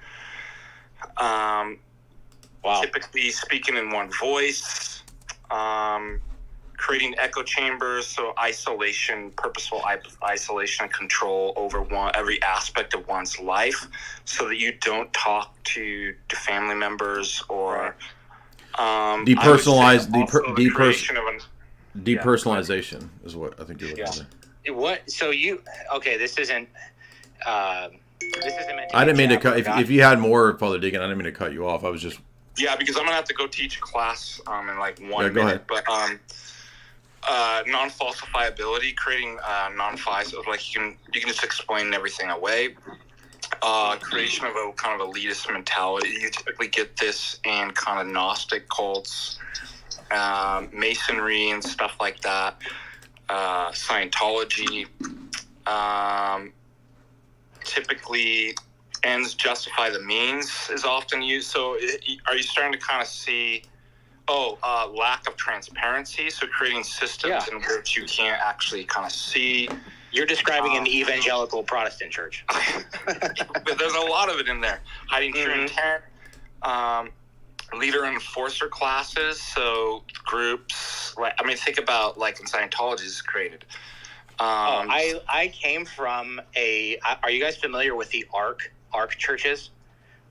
That sounds familiar. Okay, so it's this non-denominational Christian church planting organization, and it's like this entire resource where people who want to start strip mall churches or any like these warehouse churches, the ARC provides you material for classes. It provides you with campaigns on advertising. Like I was part of a mega church that did stuff like that. Gotcha. And guys, God bless. I got to run. Yeah, I'm gonna have to run too, but thank you, Father Deacon, for that. Thank you, Jay. Thank you. No, it's all cool. It's all cool. I'm not trying to be rude or run you guys off. It just we get a live stream here in a moment with Tristan again. Look for that here in a little bit. I want to remind you guys too. We got a couple more super chats. I want to get to them. And then, is there any last person who disagrees? Raise your hand. You can be the last caller. But before we go to that, I got to remind you we do have a show sponsor, which is the beloved, the amazing, the vaunted, the amazing Chalk.com. I'm gonna put you on something crazy real quick. Most of these Zoomer gym bros are consuming macro-guzzling synthetic dyes and synthetic sweeteners on the daily. They don't even know it. Goofy AF. There's nothing great about that. Do not listen any further unless you are an alpha or sigma male. This is important and there could be consequences. There's a new certified sigma male pre-workout powder for sigmas only. It is guaranteed to empower you to dominate your co-workers, fire your boss, aggressively gamble, or invade a small village. Chad Mode stands out from the crowd by excluding artificial flavors, preservatives, sweeteners, and dyes. We've even avoided so-called natural flavors, which are actually not natural at all, ensuring a clean and effective formula. Experience the pure goodness of Chad Mode, colored with organic blue spirulina extract, organic lemon, cherry, and organic maple crystals. Forget synthetic caffeine made in a sketchy Chinese lab. Embrace the natural power of organic green coffee bean extract, which will get your mind going and pump you up to the max. Chad Mode is made in America with all clean ingredients.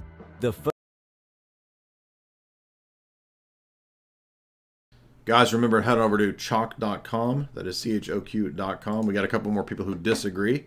They're going to go to the head of the line. But I got to remind you that we do have a show sponsor, the amazing chalk.com. And I'll remind you that you do get 44% off all those products with the promo code JAY44LIFE. That's JAY44LIFE. You're not unlocking 15% off. No. You're unlocking 44% off all those great supplements and adaptogens over at chalk.com, including products like my favorite, the Tomcat Ali, proven in multiple peer-reviewed studies over there to boost testosterone. Jamie, she's a big fan of the ashwagandha. If she's feeling a little emotionally imbalanced, or if she's upset, she's having a hard time, hormones and things like that, that happens to the ladies. Well, she finds ashwagandha to be very helpful in that regard. There's also additional supplements like the 7 Wonders for when we are nutrient deficient. Everybody's Western diet is absolutely nutrient deficient. There's also other products like the Irish Moss, also full of minerals that we don't get in our normal diet. Use the promo code J44Life to get 44% off all those great products. That male performance stack is great for guys heading to the gym. If you're a regular workout-minded person, you're going to want that Chad Mode. But look, it's not just for dudes. There's also the female vitality stack as well. So it's not just dudes, but hey, we got a 90% bro audience over here. But shout out to all of our 10% ladies and our female Time Lords. We got some lady Time Lords out there. So shout out to them. Fifth dimensional consciousness activated. Let's see. What's up, Ed?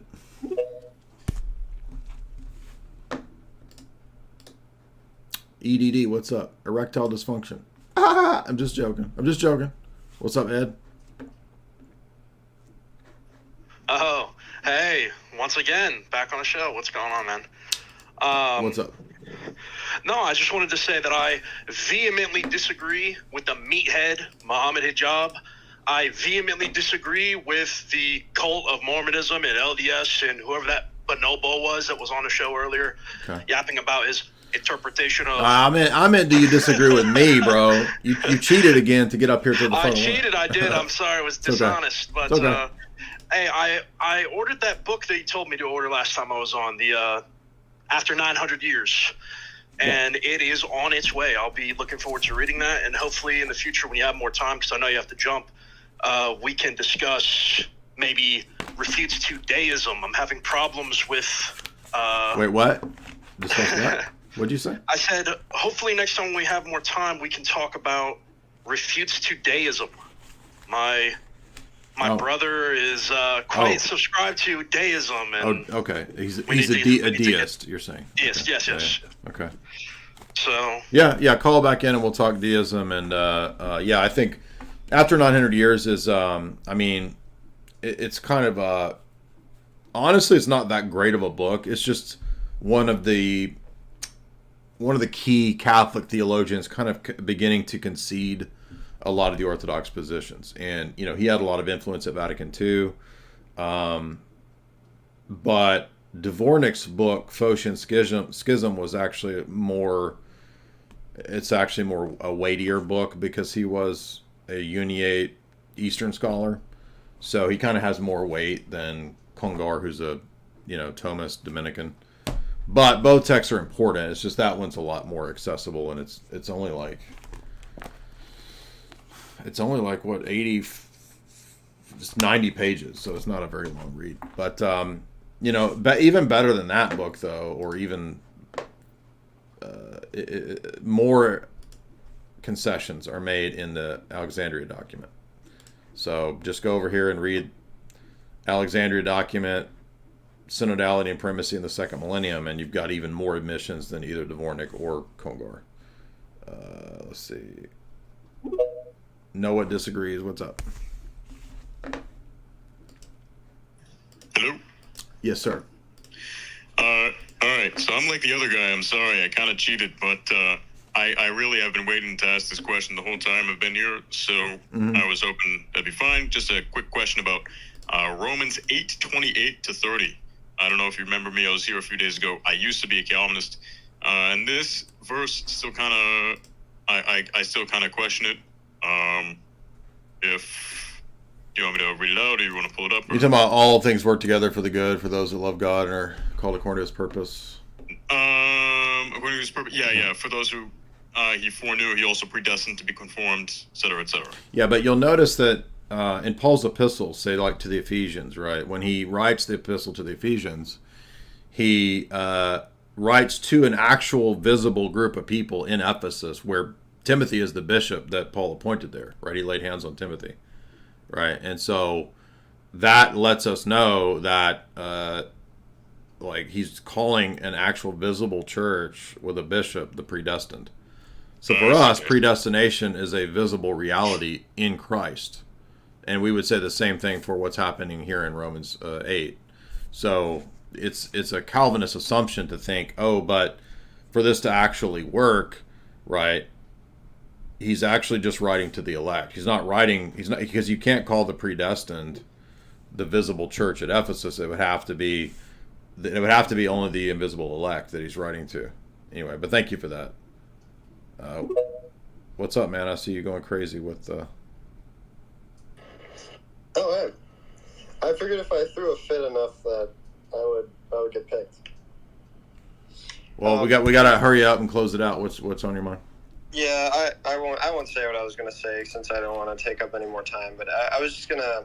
I guess I have another question. You mentioned books earlier, but did you ever come across the book that Colonel Edwin Mandelhaus wrote about the Paris Treaty Conference? No. What's that one? That one sounds good. Yeah, I thought it was pretty interesting.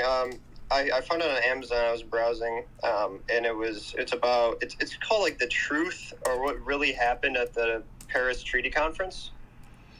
Okay, yeah, I'll get that. That sounds really good. Yeah, if you want to write that down. I don't know how much actual truth, if it's like whitewash, like he just like makes up a bunch of bullshit.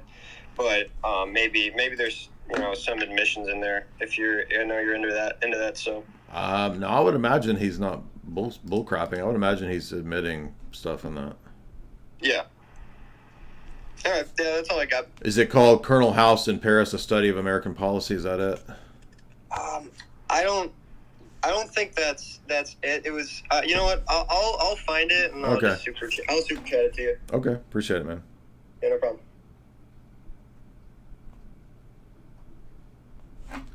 All right, thank you guys. We're going to be live here in 20 minutes on my channel, and we're going to be going super duper deep dive into Orwell. A lot of fascinating stuff I've learned from the history of the novel and the CIA buying the rights to it, making the movie, etc. Oh, we got some super chats. Sorry, Flame Mez, $5.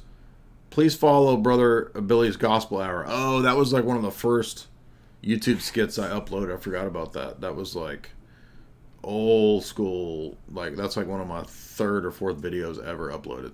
Yeah, that's like 15 years ago. Maton Twitter, $1. Can I talk about atheism? I don't give Anunnaki vibes. I won't give Anunnaki lore. Well, we're kind of closing it up, so I don't think we ever got to. Maybe we did get to you. I'm not sure. Seraphim Leo, $1.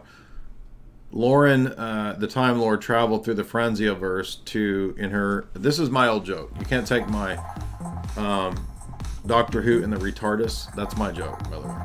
That's an old joke. But thank you for that. Loftonian approval. Whew, I'm so glad we got Loftonian approval. You should have Andrew and Lauren come back on to discuss Gnosticism together in 14 different dimensions and the 10 Sephiroth. That would be an interesting discussion. We get Andrew Meyer and female Time Lord Lauren on to discuss the dimensions. William Dye, $1. Evolution argument. I don't need to know or justify anything because it's the way I see it and it works. How do you refute this? Well, if you don't have to know or justify anything, then you can just say that, well, the way I see it's how it works. I mean, that's the whole point of why you have to give reasons for your position and not just assert it. Chester Cheese, $5. Jay, what's up with Orientals? He joined on 2 different accounts. It said you were running. Again, I covered this multiple times. If you don't know what Leontius of Jerusalem taught, and that's what's in the 5th Council, and then you make another basic mistake and don't know that in hypostaton refers to mode, I'm not going to continue the conversation. That tells me right away where you are in the literature, which is to say pretty early. So that's my take. And look, you don't have to worry about some drama with some dude. We're doing an entire series refuting the Orientals. So follow the series.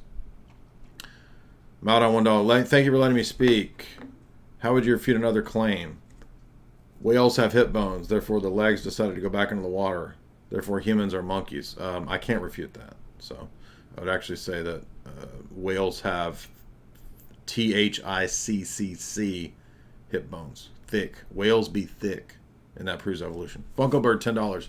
Jay, thank you for these streams. They're amazing sources of knowledge. Thank you. Giovanni JD, $5.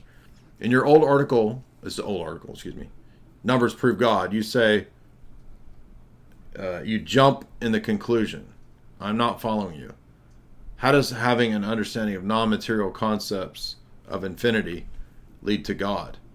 Well, what is a non-material infinity if you're an atheist? So the argument is primarily written against materialists. So the argument is just simply trying to prove that numbers, concepts, meaning, universals are immaterial, invariant objects. So that's part of the argument for tag.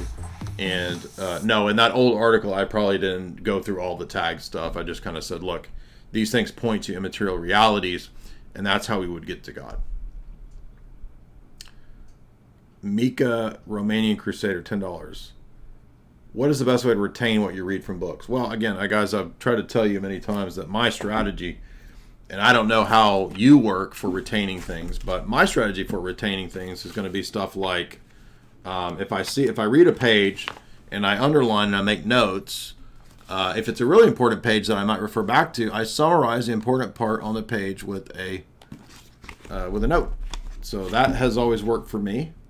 It's how I refer back to and remember things, and it gets me in a tactile way interacting with the book, because that's how my mind works. So as you can see, I draw a lot of notes. I write a lot of things, and that also helps me to kind of etch it into my mind. So I would say try that out, see if it works for you. That's what works for me. Do I mark up the books themselves? Absolutely. Do you have a method for this? No. There is no color-coded crap. No, it's all just simply any pen and any sticky note. There's no color-coded. It's none of that. Harry Serpanos, $5. Your time-traveling Time Lord girl is wrong. Space-time needs supersymmetry to have extra dimensions. The recent CERN experiments have proven that supersymmetry is wrong. A finely tuned universe created by God is what remains. The atheist string theorists are having a meltdown. Well, that's cool. I hope that is true. Gary, $150. He wins the super chat competition for the night. $150. Thank you so much, Gary. Thank you for your tireless work. Well, thank you so much for that support. You are what keep this beautiful show on the air. And Gary, you are not a beautiful slow boy. You're a beautiful fast boy. William Dye, $1. Point out to that dude about the Book of Mormon that the first temple built in America was supposedly 559 BC in Alma 1613. Alma is one of the Book of Mormon books. That's impossible because the temple wasn't destroyed until 586 BC. The Mormons, and he's saying this group, Remnant Mormon Church, is a cult even according to LDS. Okay, thank you, William. Drinky Crow, $50. Sweet, I can't read that, but I guess you mean me. Well, thank you. Appreciate that. That's a hefty amount of money for an insult. Matt on Twitter, $1. The book was What Really Happened at the Paris Peace Conference in 1918-1919, Colonel Edwin Mendel House, for $36. Thank you so much. And then Drinky Kelston's another angry super chat for $50. He says, don't touch your glasses for 5 minutes.